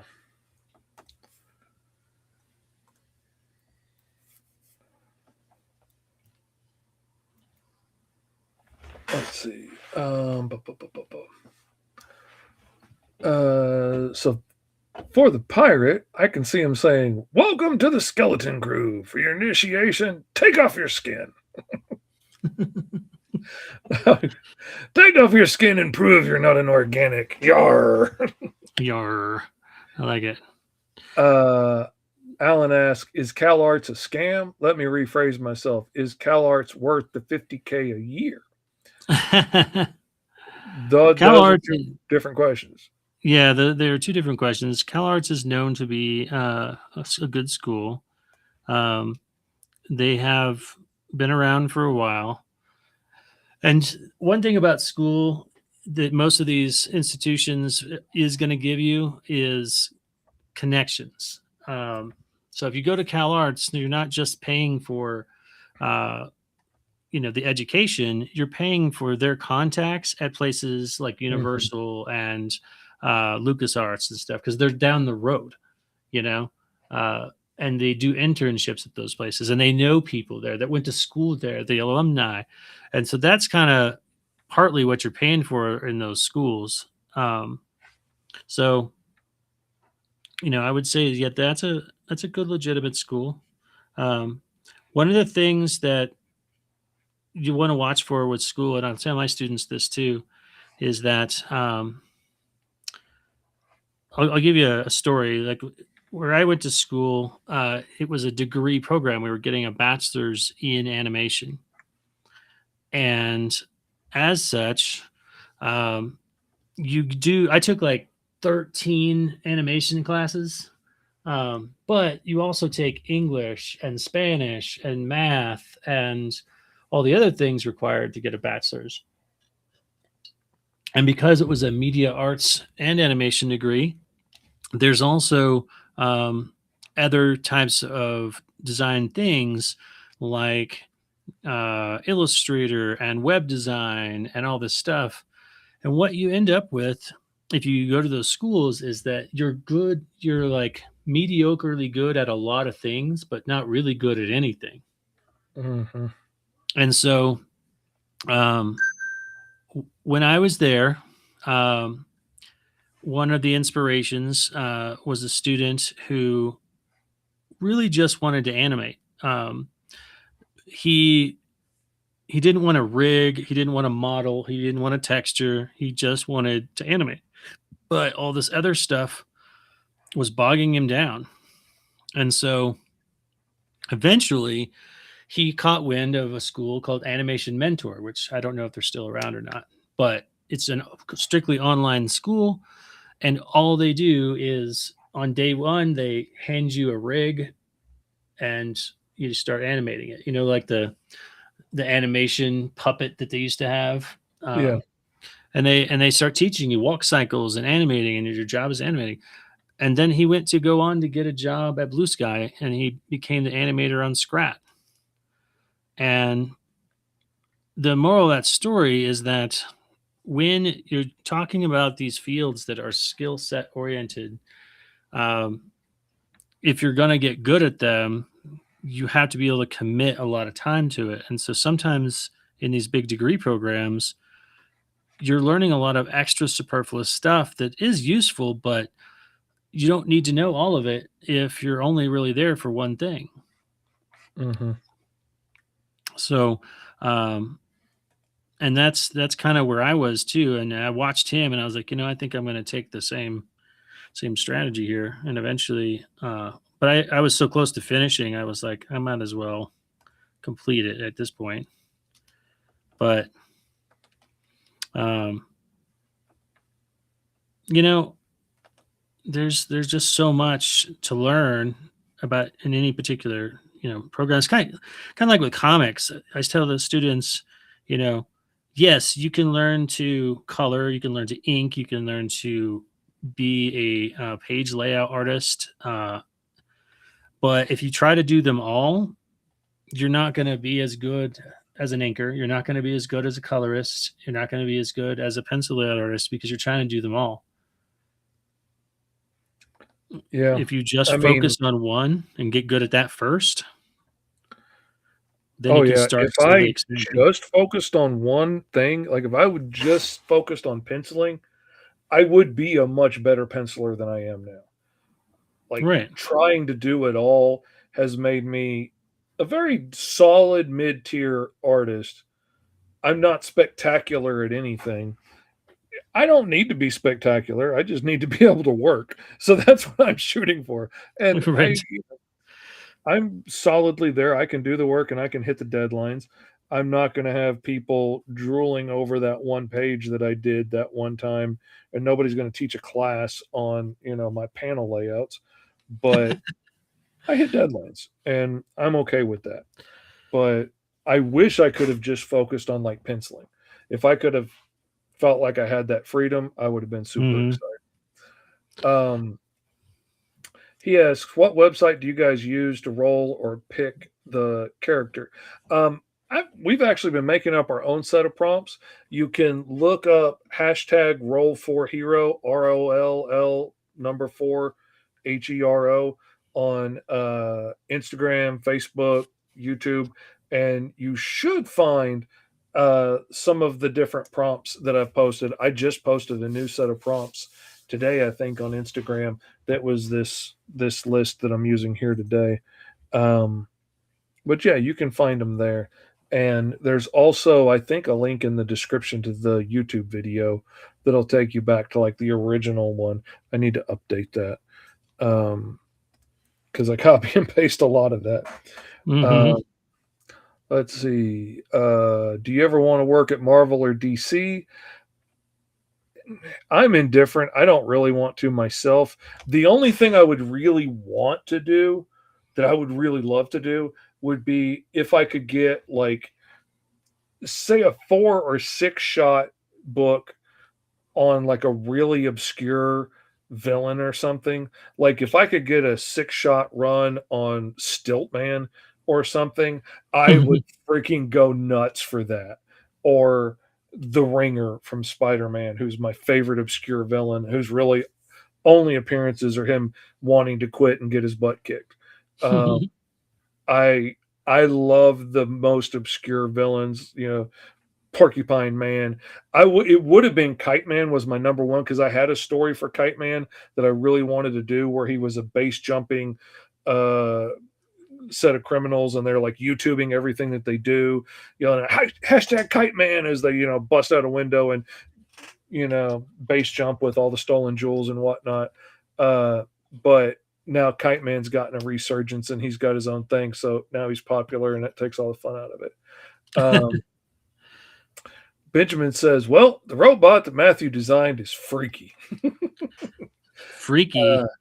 Dragon Gaming says, "All I ever draw with was pencil, paper, and markers," which is absolutely, absolutely wonderful. I was Yeah. just saying earlier, I kind of have thought about it would be fun to go back to doing these traditionally, just to be able to have like a finished piece of physical artwork at the end that we could like drop in the mail to somebody in the comments or something. Mhm. Like Mhm. my son follows a guy on Instagram that does these live streams and then mails them out to people in the audience. And Bear's gotten 2 of the pages of drawings that he did on 2 different live streams. And he was so excited when they came in. The thought of being able to send that kind of excitement out to somebody else, that brings me Yeah. joy right there. I want to do that. Well, I think had I like just been sitting down with you and you said, "Hey, let's do this thing," I definitely would have grabbed my pencil and paper. But because I knew we were going to be doing this broadcast, I I didn't really want to try to figure out how to set up my phone and all that stuff. But yeah, I also enjoy the traditional a lot more. It I've never only really quite started feels doing right. more of it going on like SketchUp with Mog and Mel, where we like draw things on stream and people in the audience bid for it, and then we, ship it out to them and things like that, which is a fun show to go on because you're always going to make some money. Um, that has got me doing more traditional work again, and I really enjoy it. But at the same time, with my Tourette's and my shaking and tremors and stuff, boy, I got to time that just right. And their show being at 9 o'clock at night Boy. has been rough more than once on me. And the last like two times I was on, I had to leave early because I got to shaking too bad, or Oh, that got to where I sucks. couldn't talk anymore. And it's kind of hard to be on a talk show if you can't talk. Right. Let's see. Benjamin says, imagine if Mr. E goes to the beginning of the stream and snags both character prompts and does his own take. That would be awesome. You need to message him and tell him to do that. I went back and did one for the episode I was missing on. That's how I got Javarius Jive Walker, the Deceptor. Let's see. Dragon Gaming says it's going to be a hurdle if I ever get into digital art. It is a learning curve. It absolutely is. It took me a minute. If I can give one tip to anybody that's talking about going digital with like an LCD tablet like this that you draw on the screen, it would be get a matte screen protector so there's a little bit of drag with your pen, because the drawing on squeaky glass threw me off so bad. And I was, for the first like 4 books I did for to pay my bills, I still had to like pencil a layout of it and then take a picture of that with my phone, take that into like Clip Studio, blow it up to size, and then I would like ink off of that. But it took getting a matte screen protector before that drag gave me just enough drag on my pencil that it felt like a pencil again, and all of a sudden I could draw like nobody's business. So I always offer that up when I get a chance. Alan Yeah, says, go ahead. I was gonna say I had that. I put that on my iPad, and it really helped a lot. I have yet to have put one here on my Cintiq tablet, and I really wish I would. Yeah, I love it. It's that glassy, smooth finish that makes it never quite feel like real drawing. Yep, I know the one. Alan says, back in the 2019s, I'm not that old, I used to draw with a finger on a tablet on the Sketchbook app. 7 years later, I'm still here with the finger on the Sketchbook app. Hey, I started out with that Sketchbook app on Kindle Fire with one of those big, dumb styluses with the big rubber end on the end of it. And that's when I first learned, like, I might be able to do this. And I might actually be able to start doing illustrations again, and ended up getting a laptop and stuff to work on. But that Sketchbook app, I absolutely loved that Sketchbook app. It was such a huge help to me because that was one of the first places that I had settings I could change to help kind of offset the tremor in my hand. And they had one tool, they still have it, the lasso tool, like the leash tool. So it puts a leash on your cursor. So I have to make really big moves on this end to move the cursor. So you get to pull, and I have to make a much bigger arc with my hand to get that cursor to make a curve. And it let my shaky hand get back to being able to like make the curves on the top of the heads and stuff that I couldn't do because I couldn't get to look good because my hand was too shaky. I freaking loved that tool. And the way you could customize your custom pins in there, you had so much access to customizable features and what happened when you added more pressure or less pressure and stuff like that, that I miss that. That was really handy. I make a lot of custom brushes, but every once in a while, I wish I had the crazy multitude of settings that had.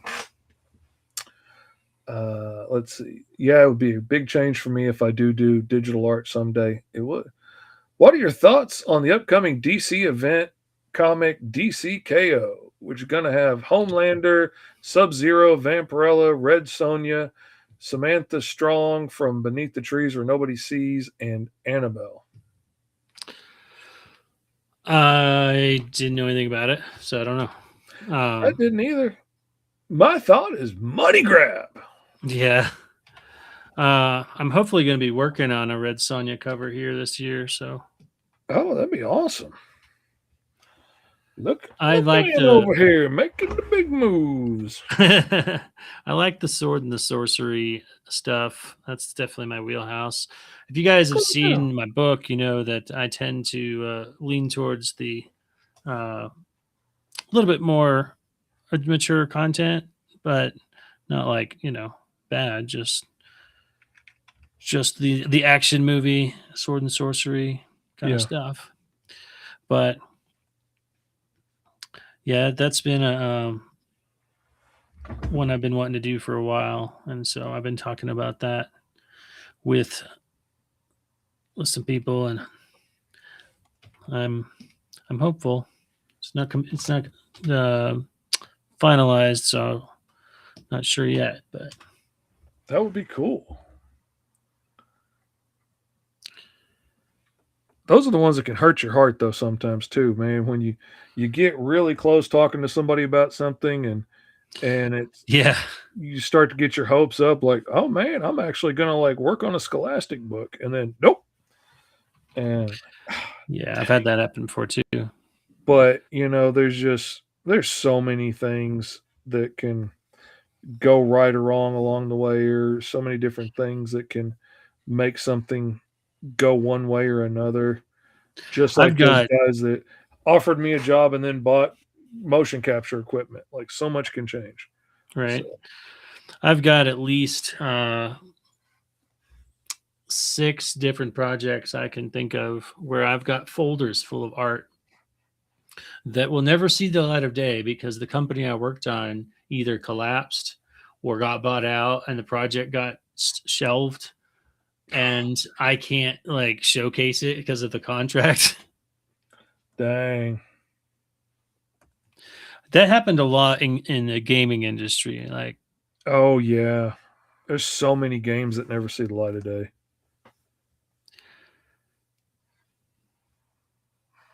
So many.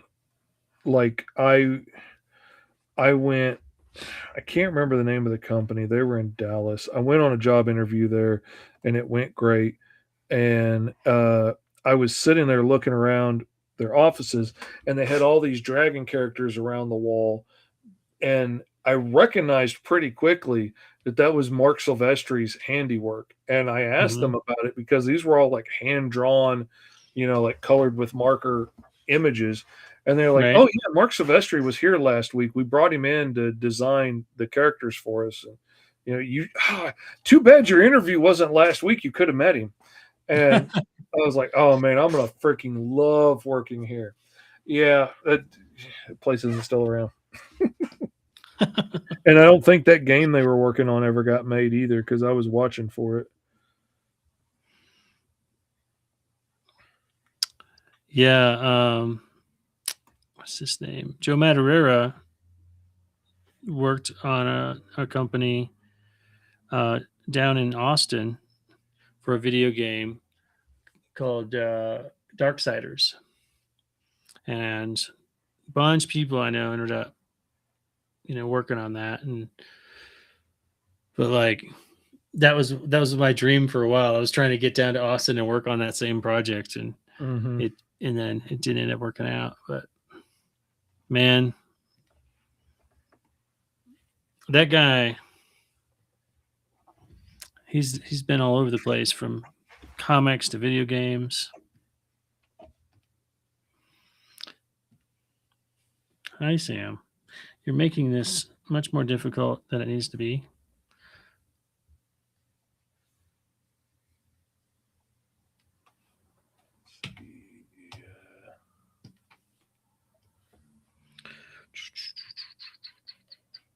Alan said earlier, I managed to save up for the Deco Mini 7 version 2, but then I lost the pin. I swear these things go invisible half the time. Now I have to buy a new pin. I just had to buy another one of these for the XP pin, and it has to be the particular one for like my model of screen. I've got two of these, and like finding the right one that would work with my screen, because I will look for this thing and look for this thing, and I can't find it. I usually work out of my recliner in the other room because it's easier on my body and my nervous system, and I tick a lot less when I'm sitting in the recliner, so I can work longer hours. Uh, I will look for this and look for this before I get up, and I'm like, okay, it's not on me. And then I stand up, tick, I hear it bounce across the floor. Yeah, It always lands tip down every time. And I don't care about like breaking the tips. I've got extra tips. What I care about is like breaking that sensors in there, that it's springing off of. And it always lands tip down, and it was starting to get sketchy. So I finally put a new one on my Christmas list, and my wife's grandma got it off my Amazon list, and she's like, "You always get the most interesting things. What's that for? What's that? What's that big pile of mesh we bought you for? Oh, that's silk screen for screen printing, because I want to start screen printing my boxes myself. So yeah, I wanted screen so I could do that. Nice. But yeah, the pins are a pain, man. For my Microsoft Surface, I bought 15 replacements for that thing because they were so small, and I dropped them all the time. Let's see. Ben said, I also rolled up a politician ghost hologram intangible character. Oh, see, I like that, because I mean, that could be an AI, that could be some kind of extra dimensional being, that could be a ghost, that could be whatever, because this isn't hardcore, sci-fi. This is, where you can have robot assassin teddy bears and 4 foot tall hopping pirates and superheroes that grow and shrink, and eyeless megalomaniacal You can do it. supervillains. Man, You got it. You did it.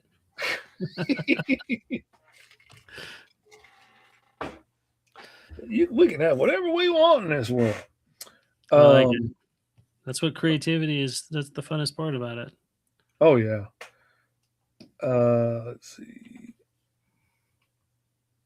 Do any XP pens work for drawing tablets, or do I have to be brand loyal to the tablet? Oh yeah, I don't know that brand, but like with the XP pen tablets, you have to have an XP pen. Mm-hmm. They make like same thing with generic Wacom, ones, but they will tell you like which ones they will work with. And like I would buy generic pens that worked with my Microsoft Surface Pro, but they looked almost identical. And I realized some generics were better than others, and I realized the generic I liked that was cheap enough for me to keep buying, because I keep dropping the damn things because they're way smaller than this. And so I could buy a lot of them and not feel bad about it, and they worked good. This one was a little bit more expensive to have to replace, but I really like the XP pen tablets. They work well. They've got a good surface area. They're not super heavy. This one's a little heavy because it's big. It's got like a 16-inch screen or something on it. But it's like, I can't remember, $500 or something, as opposed to like, Wacoms get really pricey really quick.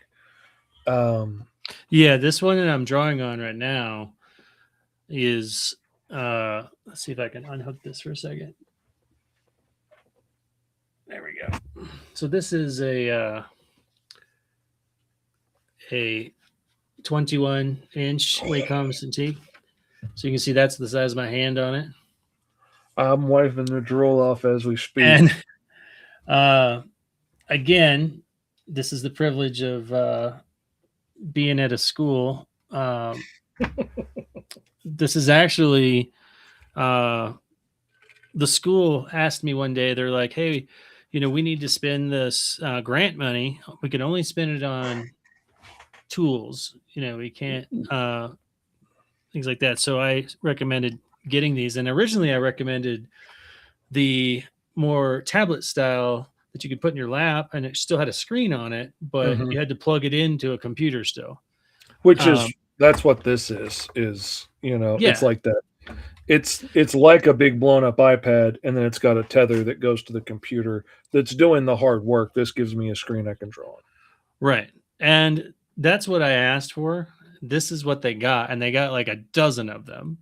And then they insist on using Mac computers because it's mostly a graphic design program, and they tend to think that that's like the greatest thing since sliced bread. Well, yeah, because Macs had color in the But beginning. the Mac computers that they had didn't have any HDMI ports in them.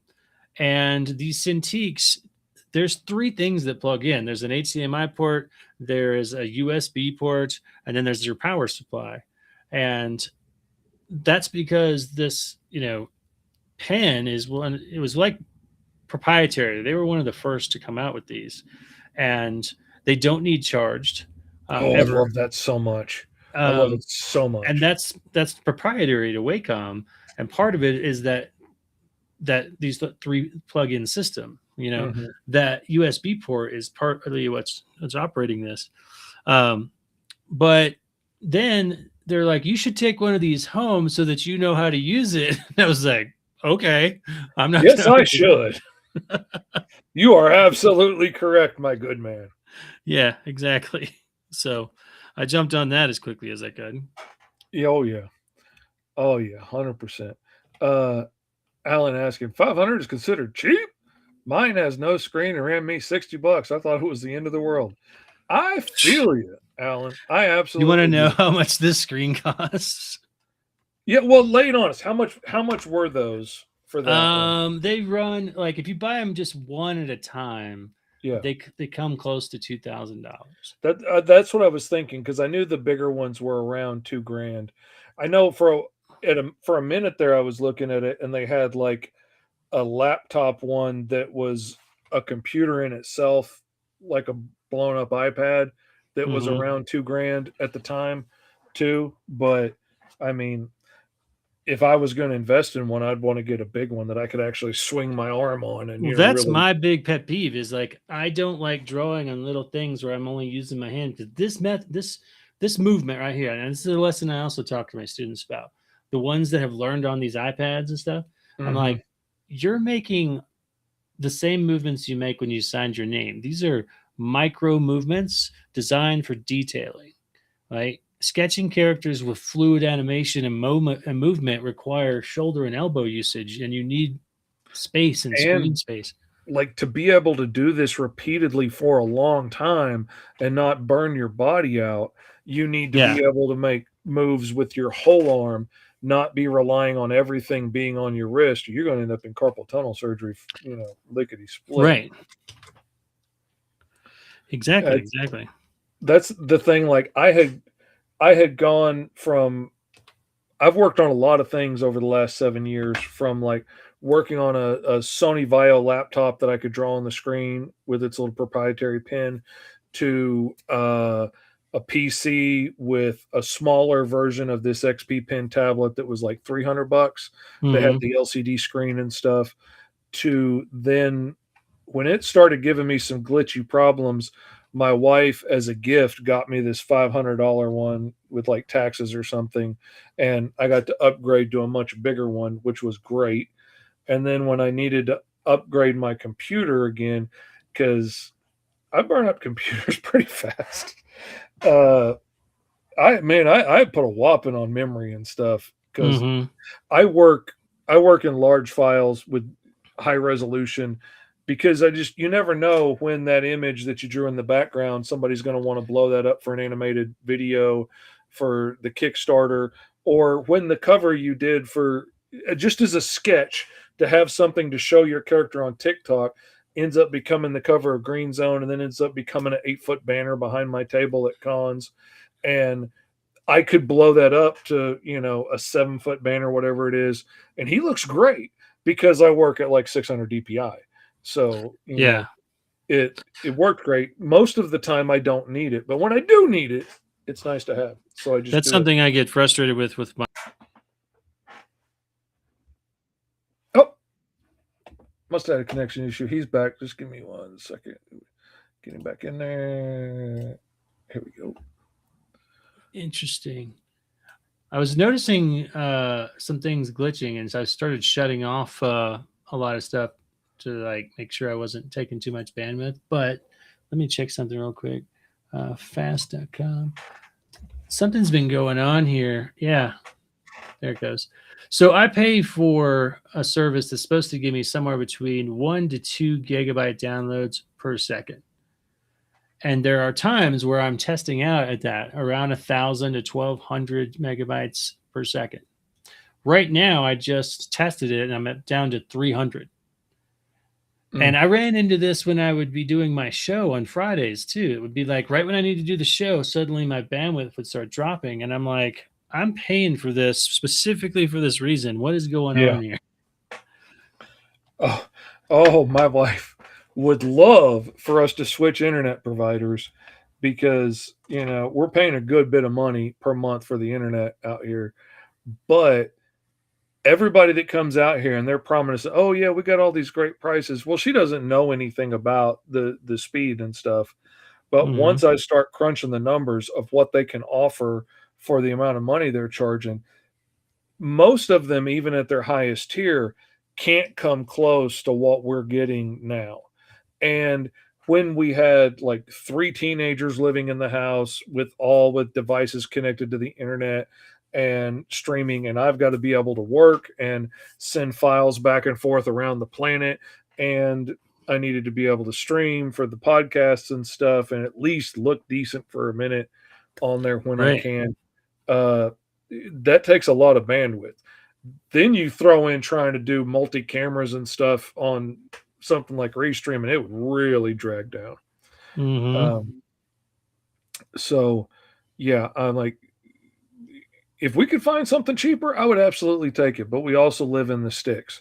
So I'm really lucky that we got the service we do, because the only other provider out here does not come anywhere close to what we got. So, but yeah. But speaking to what Alan is saying here, you don't have to start out with something expensive 100%. Like, I started out making money on like the $35 version of Clip Studio I bought on sale one day. And, it was just the regular version. It wasn't the fancy EX version. It was version 1. I like to say it had all the bells, but it didn't have all of the whistles. Like, it could do most of the stuff, but it couldn't do all the really fancy stuff. Like, it had the 3D models you could pull in and pose and draw on top of if you wanted to, but it didn't have all of the fancy controls to like change their size and stuff in all the detail that you could do in higher versions, or draw on them and save it like you can now with some of the higher versions, and have that picture of your character's face drawn on a 3D figure that you can look at and see what his tattoo looks like from wherever. They have lots of cool features now if you want to pay for those higher versions. Yeah, they do. But and it's cool. But I made money for a long time on that $35 version. And I took the money that I made and I saved it, and I bought that $300 tablet and the refurbished $200 desktop computer that I used to upgrade to from the laptop I was working on. And then, my wife bought me this, and I've been lucky since to be able to, drop $1,000 or $2,000 on a computer upgrade here and there and really get to up my game on something. It's been nice, but I'm using money that I made working. I'm not just like spending money I didn't have. What is up, Victor Medina? Glad to see you, man. Victor Medina. Fish, he says. Yeah, I mean, I used the job to pay for other stuff, and this is my full-time gig now. So, that fancy computer that I upgraded to last year, the fancy laptop that I upgraded to, is now going to be a tax deduction for an expense to my business this year on my taxes. And just keep going. Would have been funny if the robot pirate had a hat built into its head, says Benjamin. A hat built into his head. That gives me a whole other idea there, where like the shape of the hat is the head and shoulders of the robot, and the skull face on it is his face talking. Like that's a whole like. All right, say that again. Harold from Fat Albert. I heard the skull face was talking. So say that your idea again. Well, you know what? Let me just sketch out what I'm thinking. If like, his shoulders, if that profile was like the head and shoulders of a robot, so that like his arms came out of here, say, and and then his face was like a skull shape on there inside of it. Yeah, that could be really fun. Mm-hmm. Maybe have a big feather coming off of it or something. But I may have to draw my own little space pirate robot jumper guy. That's a fun idea. I like it. But see, that's just it. Like, I wouldn't have thought of that idea if somebody hadn't kicked that out. Right. Alan says, makes sense. What's the difference between getting a big tablet for like $500 and spending $2,000 plus for a tablet? Can that only draw? Well, yeah, like the one that I got for like this one that I'm working on now that I think is around 500 to 600. This is like a 16-inch screen, I believe. It's nice. It's big. It only draws. It has a tether on it that wires it to the computer. So it's like having an extra screen. And like Matt said, it has 3 plugs that go in as a HDMI out, and then 2 USB. One of them is control and one of them is power. And it gives me a nice big surface to be able to draw on. The $300 one I have in the other room that has like a 13-inch screen works just as nice and is a little bit heavier than an iPad and is great for sitting in my lap and drawing in the recliner and nice and comfortable. This one was a little bit too heavy to have loose on my lap. I was getting carpal tunnel issues like propping it up with one hand because it's a little heavy. It works a lot better at a desktop. But I love the bigger screen on it. I would like to go to a big one like he's got. And XP Pen does one like that too, that probably doesn't have all of the functionality. Like Wacom's got some pretty nice specialty functions with the way it registers tilt and stuff like that.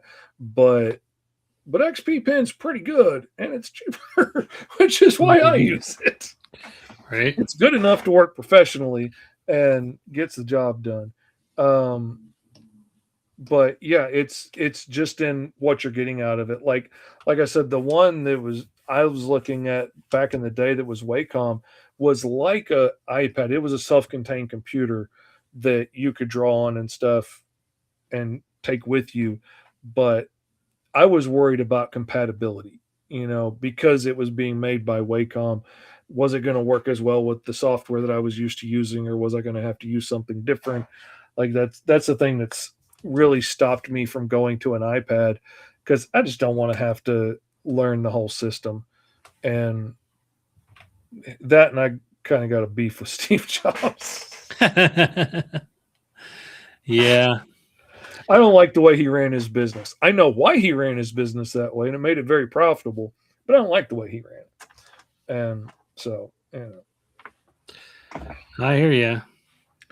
And just like you were saying, the graphics department using Macs, like that is a thing that sticks in my craw, because so many people still think, well, you've got to have a Mac if you're going to do graphics.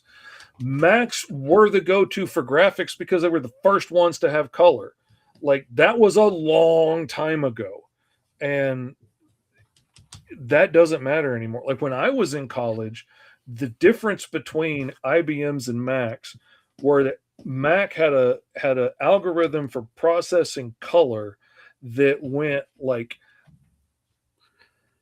10 milliseconds faster than the algorithm that IBM had for processing color. So it processed the color on the screen a little bit faster. And that was the only discernible edge that they still had at that point. Now, everybody makes a jump here or there now and then, but basically they're all ripping each other off and doing the same thing. It's indistinguishable other than they work. The computer works a little differently. How files work and stuff is just set up a little bit differently, and they like to keep everything proprietary so that it doesn't play well with anybody else, so that it makes everybody want to use their stuff, which aggravates me. Like making Android text messages come up a different color, so it makes Apple users feel superior. Right. That's just a manipulative little thing that aggravates me that companies are doing that. If you just want to get rich, that's a really great strategy to take. As a human being, that's a very aggravating strategy for a business to take, to me. But that's me. I will get off my soapbox about that because I can go on all day about Apple. Yeah, I have a problem with it too because I teach at the school, and a lot of students will ask me like, what computer to get, and what I tell them is like, look, if you can afford to get a current model Macintosh computer, whether it be a laptop or whatever, then you're probably gonna do pretty good. But it's gonna cost you $2,000 or more. Mm-hmm. Said what I did was I built a PC. I got a nice processor and a nice motherboard, and it had room for growth. And so it had 4 hard drive spots. Each one holds a terabyte. It had 4 RAM spots, and each one of them holds 32 gigs. So altogether, that's 128 gigs of RAM I now have. When I started, I only had 16, but they had the room to grow. And my initial computer build was like $800. And then I just kept adding stuff as I could afford it. And if something goes wrong, I can just, change a part out. And that's the other thing I don't like about Macs is that, like, if something goes wrong, then you have to send in your whole computer and wait and hope that they do something with it and go without for all that time. Which when you're trying to make a living with the device, like I am, that's an issue. That's why the first time my new laptop just fritzed out and was like, yeah, you don't have a hard drive. We can't find that anymore. And I had to reboot from scratch and reformat the hard drive and everything. The first time it did that, I didn't send it in then because I didn't want to ship it all the way back and wait a month or so to get a device back because I work on it every day. So I just reloaded everything and started rebuilding the things that I lost. And luckily, most of my files were backed up, but like all my custom brushes and stuff got lost. And it really sucked. But I wish I would have sent it back then because it did it again like a month or two ago. And I'm still every day thinking of things that I lost in that last one that I can't get back. Because the first time it happened was right after I switched computers. So I didn't lose a whole lot because I'd backed everything up. I hadn't backed up my Clip Studio stuff, which is the nice thing. Clip Studio has its own cloud. And so like all the custom brushes that I make and assets that I make that help me build background buildings and stuff repeatably really quickly and things, I can back all that stuff up to the cloud. And when I get a new computer or whatever, I can download everything and it's just like I used to work on it, which is great. Unless you forget to back it up for a year. Oh, no. And then I lost over 1,000 assets that I had built that I was used to using every day. And now I don't have those. And every day I kick myself. I'm like, oh, I don't have that. Oh, I really need that girder brush because I got to build a steel frame building and I got to make another girder brush. I kind of go back and forth. Right now, I'm back into the mode of like I use one brush for everything. and I just kind of like when you draw with pencil, you get used to using like just a 2B instead of changing out pencils all the time. Mm-hmm. But then, I'll come across some cool brush and I'll be like, all right, I want to try that, and I'll have fun with it for a while. But I always end up coming back to just like a regular round that's slightly has a few customizations on it. Just trying to see if I could find something in here.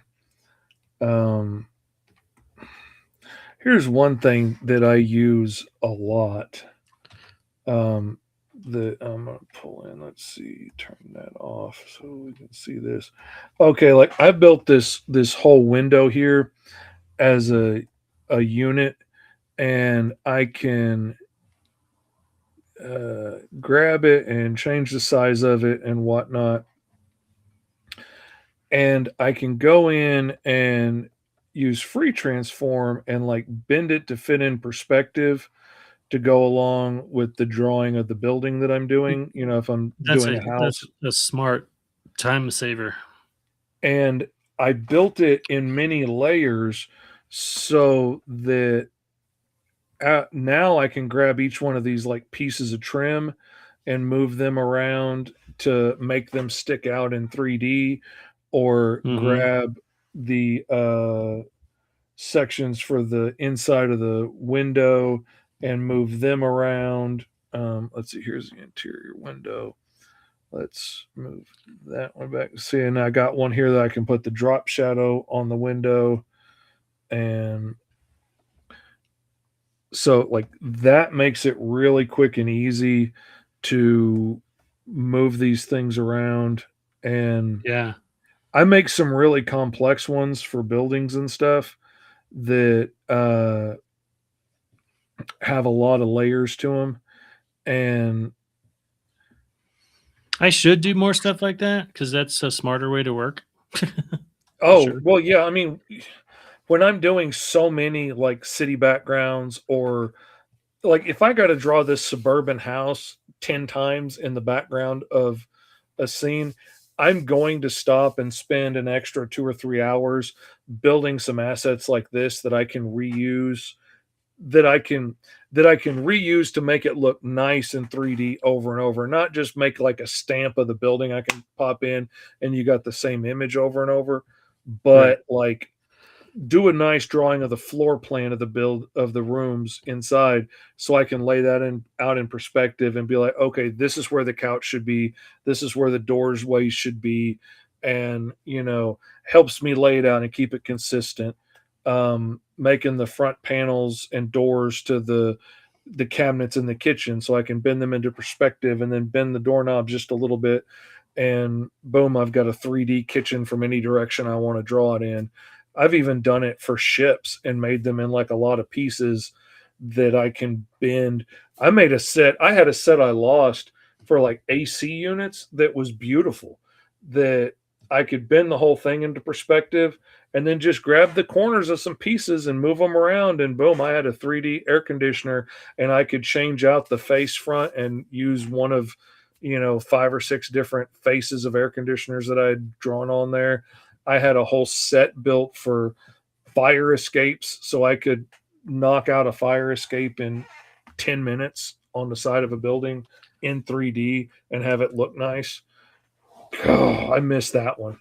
I got to rebuild it, but God, that thing took me all day to build. What and yeah, I think that that's really like a helpful tool when you're talking about making repetitive type of situations in comics. Like I just I don't know why I don't do more of that, because like one of the things that you've seen me draw a lot of in my comic is stonework. Constantly Oh drawing man. stonework. And I should just sit down and make me a couple of custom stone brushes. But If you make yourself a couple different repeatable stone brushes, and then you can just like bring that in like that, and then you know resize it to where you want it. And let me put this on free transform. And then I can Mm-hmm. bend it into perspective real quick and then throw a mask on it. And so let me ask you something. Since you're working, are you working in pixels when you're doing that or vectors? I'm working with image objects in Clip Studio, which they can be either vector or raster images, but it remembers it like an object. So it has nodes on the sides of it that I can move around, and I can just click on it and grab it like it's a vector object or something and move it around and change it. And in this case, it's using that image object to create this continuous pattern off of it. And I built the pattern so that it was repeatable. And so it just goes on forever and looks really nice. Like if you get in the right perspective, and I'll do this sometimes with like wood paneling for floors or, square tiles for, square rooms. Or I have some that I've built that have all kinds of crazy shapes on them and squares and different shaped rectangles. And boom, you got like an old school danger room wall like that. And yeah. And then I've got some other. I'm going to have to experiment with something that isn't working with pixels because right now I'm in Photoshop and I can make that. I can make a tiled template, and I've done that before. But then, like, when you go to start skewing it because it's pixels, then you start getting a lot of blurry parts. Yeah. And it doesn't necessarily match the crispness of the other drawn parts. And that bothers me. It doesn't feel like line art anymore. See, that can be a problem, and sometimes, and I've learned a few tricks around it that help. Like on this guy here on the window, it is an image. Is it a vector? Let me see. Is it a vector? Okay. This piece is a vector line that I have a square brush tip on. So like basically whatever angle I put it at, it's going to end up with like a squared off end on it, which looks pretty good for that trim. Other times I will, that is too. And then, so what I did is like this vector image is on its own little layer in this folder for this window, and I have it set to turn everything on that layer white, so it makes it white, and then put a black outline around it. So wherever I do it, whatever shape I move it to, I can change the black outline, and I'll end up with black and white line art that I can later flatten, and it'll be a good resolution. Whereas if I made that like a raster image of that thing and then I bent it, one end of it might get so small you can't see the outline, and the other end would be big and blurry. So I will use the layer color white and then the edge outline a lot to get around that issue. And even if I made like a black square or rectangle as a raster layer, I'll make that black square and then make it into an image object, and then I can shape it into perspective and change the size of it, move it around with the nodes because it's an image material. But still, if it's got the white color to it and a black outline, I can change that outline to whatever thickness I want. Sometimes if I'm doing that raster thing, like say if I laid out a floor plan as a raster image, and when I bend it in perspective, some of it's blurry, that's okay. I can just turn it blue and use that as pencils and then ink over it. And at least I know where all the objects are supposed to be. And I don't necessarily have to use it as the finished piece. I can, like, sometimes I'll do it with guns. And like if I have to draw a really complex weapon, I'm not sure if I have any in here I can find quickly. Let me see. Okay. Like here, this is a good one. If I got to use this gun, if I've got to draw it really detailed one time, I might as well turn it into an object that I can reuse. And Mhm. now it's an image object, so it's basically a raster image, but I can move it around and do whatever I want to with it. And if I need to throw an outline around the entire thing to like bolden up that gun and make it stand out, I Mhm. can. Mhm. Um, and I can grab the nodes and bend it into perspective and foreshorten it. But like if this doesn't look good anymore, doesn't look like a gun anymore because it's pointed too far at me for Right. that two-dimensional image to work. But I can now like turn that whole layer blue and I'll turn It off the gives you outline. a basis to start with. Yeah. Yeah, now I have something to draw off of and I can, Yeah. draw the barrel and make it 3D and know where all the pieces are supposed to be and Mhm. work off of that. So Right. it gives Right. me a real quick shortcut to getting that gun looking the That I've same done. time after time. Uh, that I've done. I just wish that, like, going back to like the brick wall, like that there was a way for me to in Photoshop actually create a like a rock wall and then skew it and still have it be crisp. High Uh, res would be the one thing I would suggest to help, like making it big and in high res is has been helpful for me. That's what got me doing the outlines on things. Uh, because I was realizing sometimes I would work so big and draw it that when I brought it down to scale, the outlines would be too fine sometimes. So I've started trying to backtrack, thinking about things and how can I do them so that I can use the layer color and the outline color to make it come out right in the end. But high res has worked for me a lot on a lot of those patterns. And then I can also do things like say, uh, like for instance, if this was a danger room wall instead of a rock wall, let's say, I can make a raster layer over the top of it, get my paint bucket tool here, and it's set to read all the other layers. So it'll read these outlines on the other layers. I'm going to take my area scaling and drop it by, let's say 15. And then I'm going to come in here and start plunking in colors in random bricks, and then I can take that layer and make the color of it white and give it a black outline on those bricks, and then I can move it, and all of a sudden, I've got all of those panels are now raised panels in this giant techno wall or raised bricks sticking out or whatever.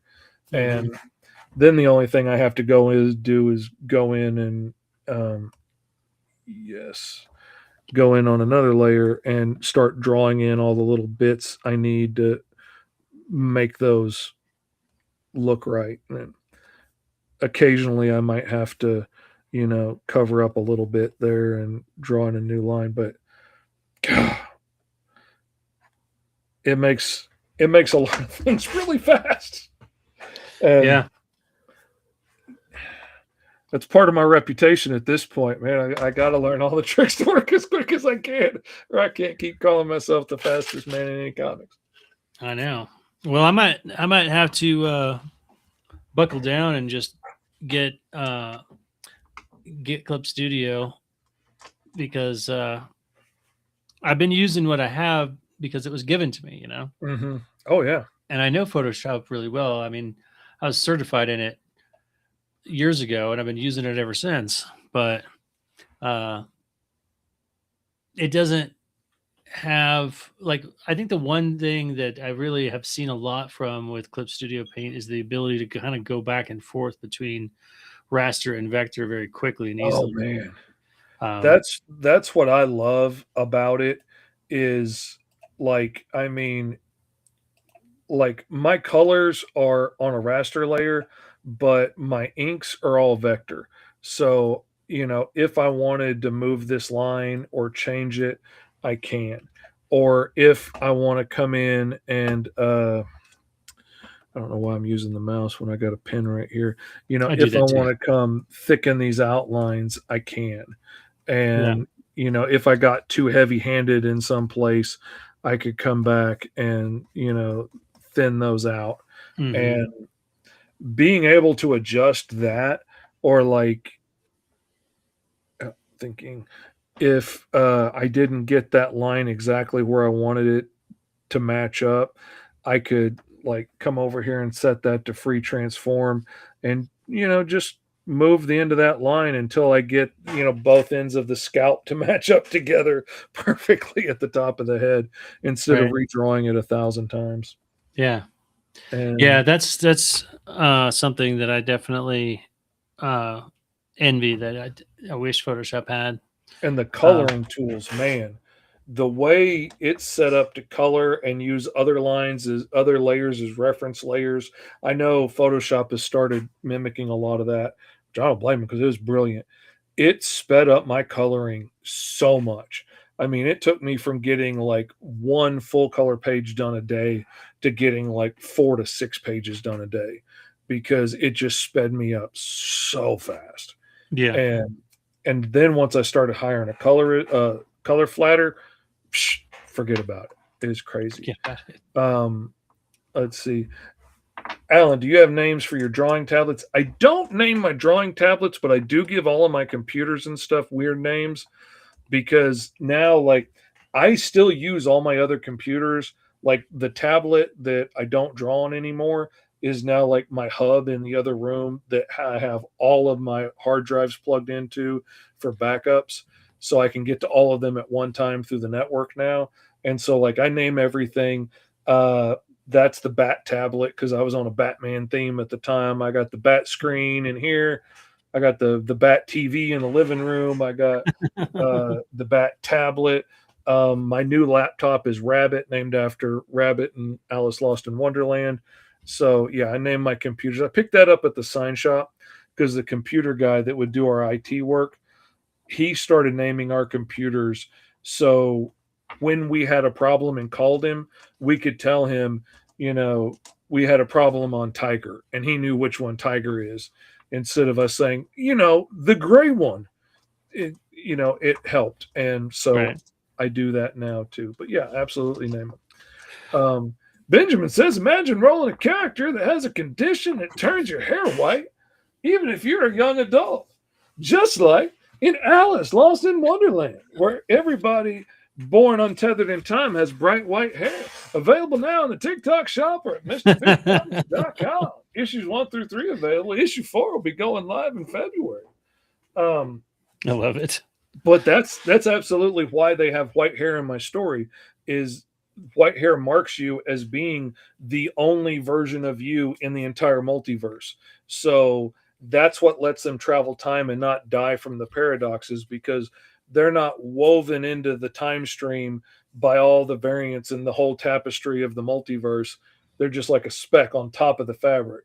So when they change something and that whole tapestry gets rewoven, they just float on top of it and see everything change, and they don't get rewoven in the process. So now there's no reason for you to want to go back and, you know, kill Hitler, because Hitler never lived. So you don't go back in time to change it. So Hitler lives. So now you want to go back and change time.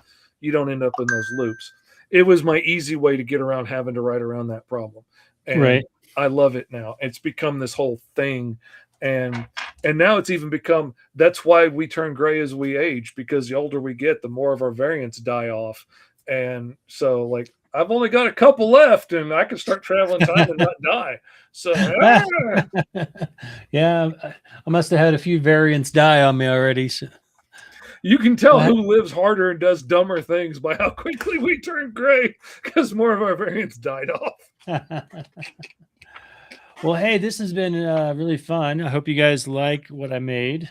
Oh yeah, man, that came out so cool, dude. I love the color on that too. That is sharp, man. Oh, thanks, man. Oops. I'm hitting zoom out on the wrong screen. I have too many screens. That is a problem.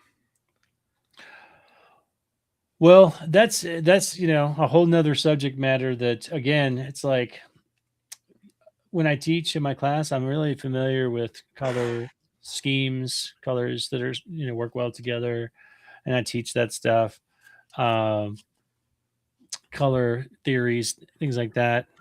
And like this is the challenge for me as a comic book creator. I can color something, but I'm not going to be as fast or efficient as a professional colorist who does it every day. Hmm. And sometimes the colorists are also just going to come up with better, more saturated colors. And so I've been really, really appreciative of all the colorists that I've worked with. But every once in a while I'll hire one, and I'll usually do a color test, and I'll be like, color this for me. And I get frustrated when I'm like, I can color this better than you, and I'm not a colorist. Right? Why did you choose to make these color choices? Um, and it's like I don't want to have to color it because I have to do other things. So I'm looking for somebody that already understands color. I don't want to sit there and have to explain it all. You know. Oh But God. I have paid for so many color tests from so many artists, and there's only two people I've ever used, and one of them was my son who colored half of Alice issue 1 for me. nice. Um, I there it's tough to find somebody that can do it well, that can, follow instructions, that gets the vibe of what you're going for, gets is on the same creative track that you're on, and is affordable and can hit deadlines and works quickly, which is another issue I have, is anybody that can work as quickly as I work is pretty expensive because they're doing it full time. Well, And I also run into, I don't know if you run into this, but I also run into, um, I'll find a colorist that can do all those things. And then the next time I go to use them for the next issue, they've been picked up by some big company because like Marvel or DC or something, and they're like cranking out books, mhm, um, and they have no more time for small indie projects, yeah, and yeah. then I got to go hunting for another one. I've had that happen a couple times. Like My I last said, I one, color most of my own stuff, so I haven't ran into it much. But the part that has bugged me is that, like, the few times I've had a client cheap out and be like, how much would it be if you didn't color? Because I got a colorist, and somebody's going to do it for free or real cheap. Like, well, I mean, I could do it for this price if you don't want it in color. And I can't get it any cheaper. Like, well, honestly, it doesn't take me that long to color it, but like that's what the price is going to be if that's what you want. Like, okay, we'll do that. And then I see the finished book, and I'm like, man, this is unreadable sometimes. I mean, hmm, like, you can't tell the characters from the background. You can't tell the is characters it from printed each too other. dark? It's all too dark, too saturated, too muddy, Yeah, too much, a lot of times too much, just like, oh, let's use airbrush everywhere. And there was no need for that. Or you didn't know why you were doing it, where it needed to be done. It's just like, let's put shadows on both sides, let's put highlights on both sides, let's just, let's do it indiscriminately, because we don't understand that there's supposed to be a light source coming from one side, right. and or anything. They just, they know that you use an airbrush, and so they Well, use. something that I found, and then I should probably go, is that like when I would find colorists, like if you look at their portfolio and their portfolio is full of mainstream characters, let's say Spider-Man. Well, if I am practicing to color Spider-Man or I want to color Spider-Man, I have billions of samples to pull from Mhm. of not only how he's colored, but lighting and shadows. And I can just sit there and How mimic does he look at what night? someone How else does he has look in done. the morning? How does he look Yeah. in bright sunlight and the shadows? Yeah. But then, like, so I found someone, like I said, that had good samples because of that.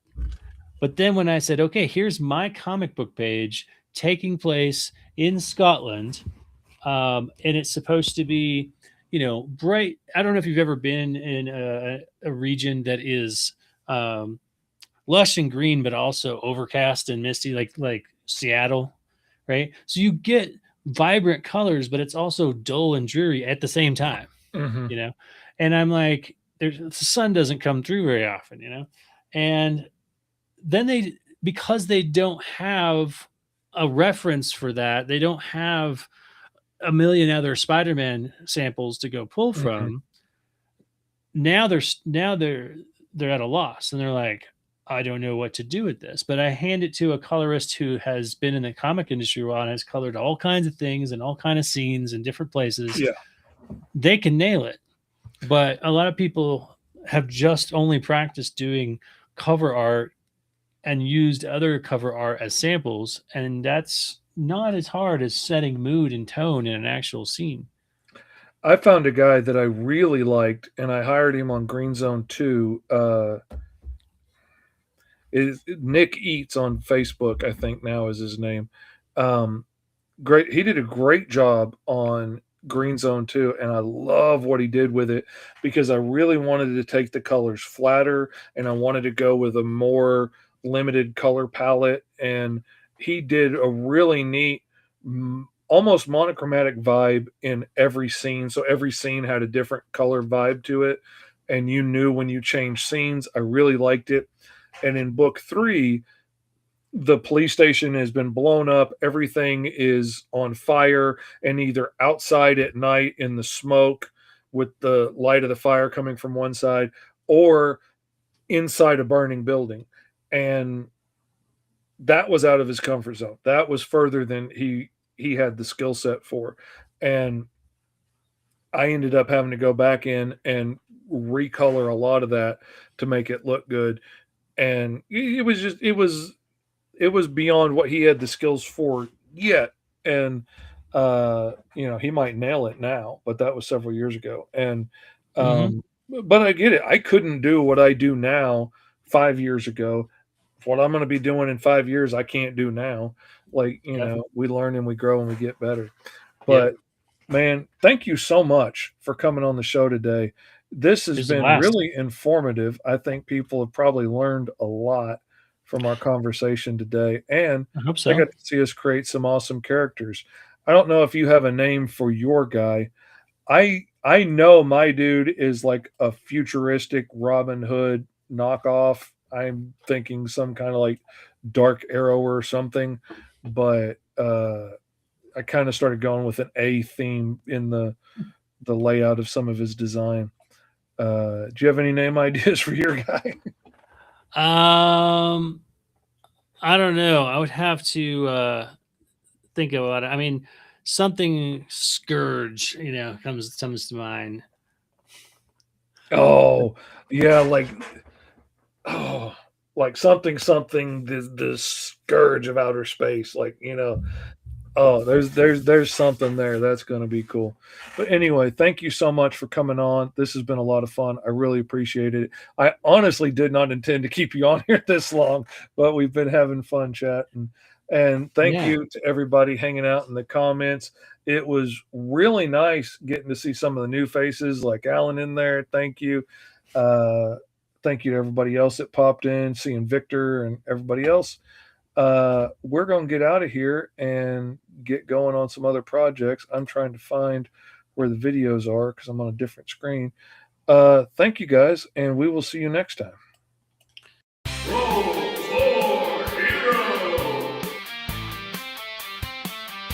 And even if you were to have like a prompt of 10 different things, right? Like say if you had one prompt of like, oh, like here's 10 different personality traits, here's 10 different superpowers, here's 10 different drawbacks. I like coming up with random list of powers and then just see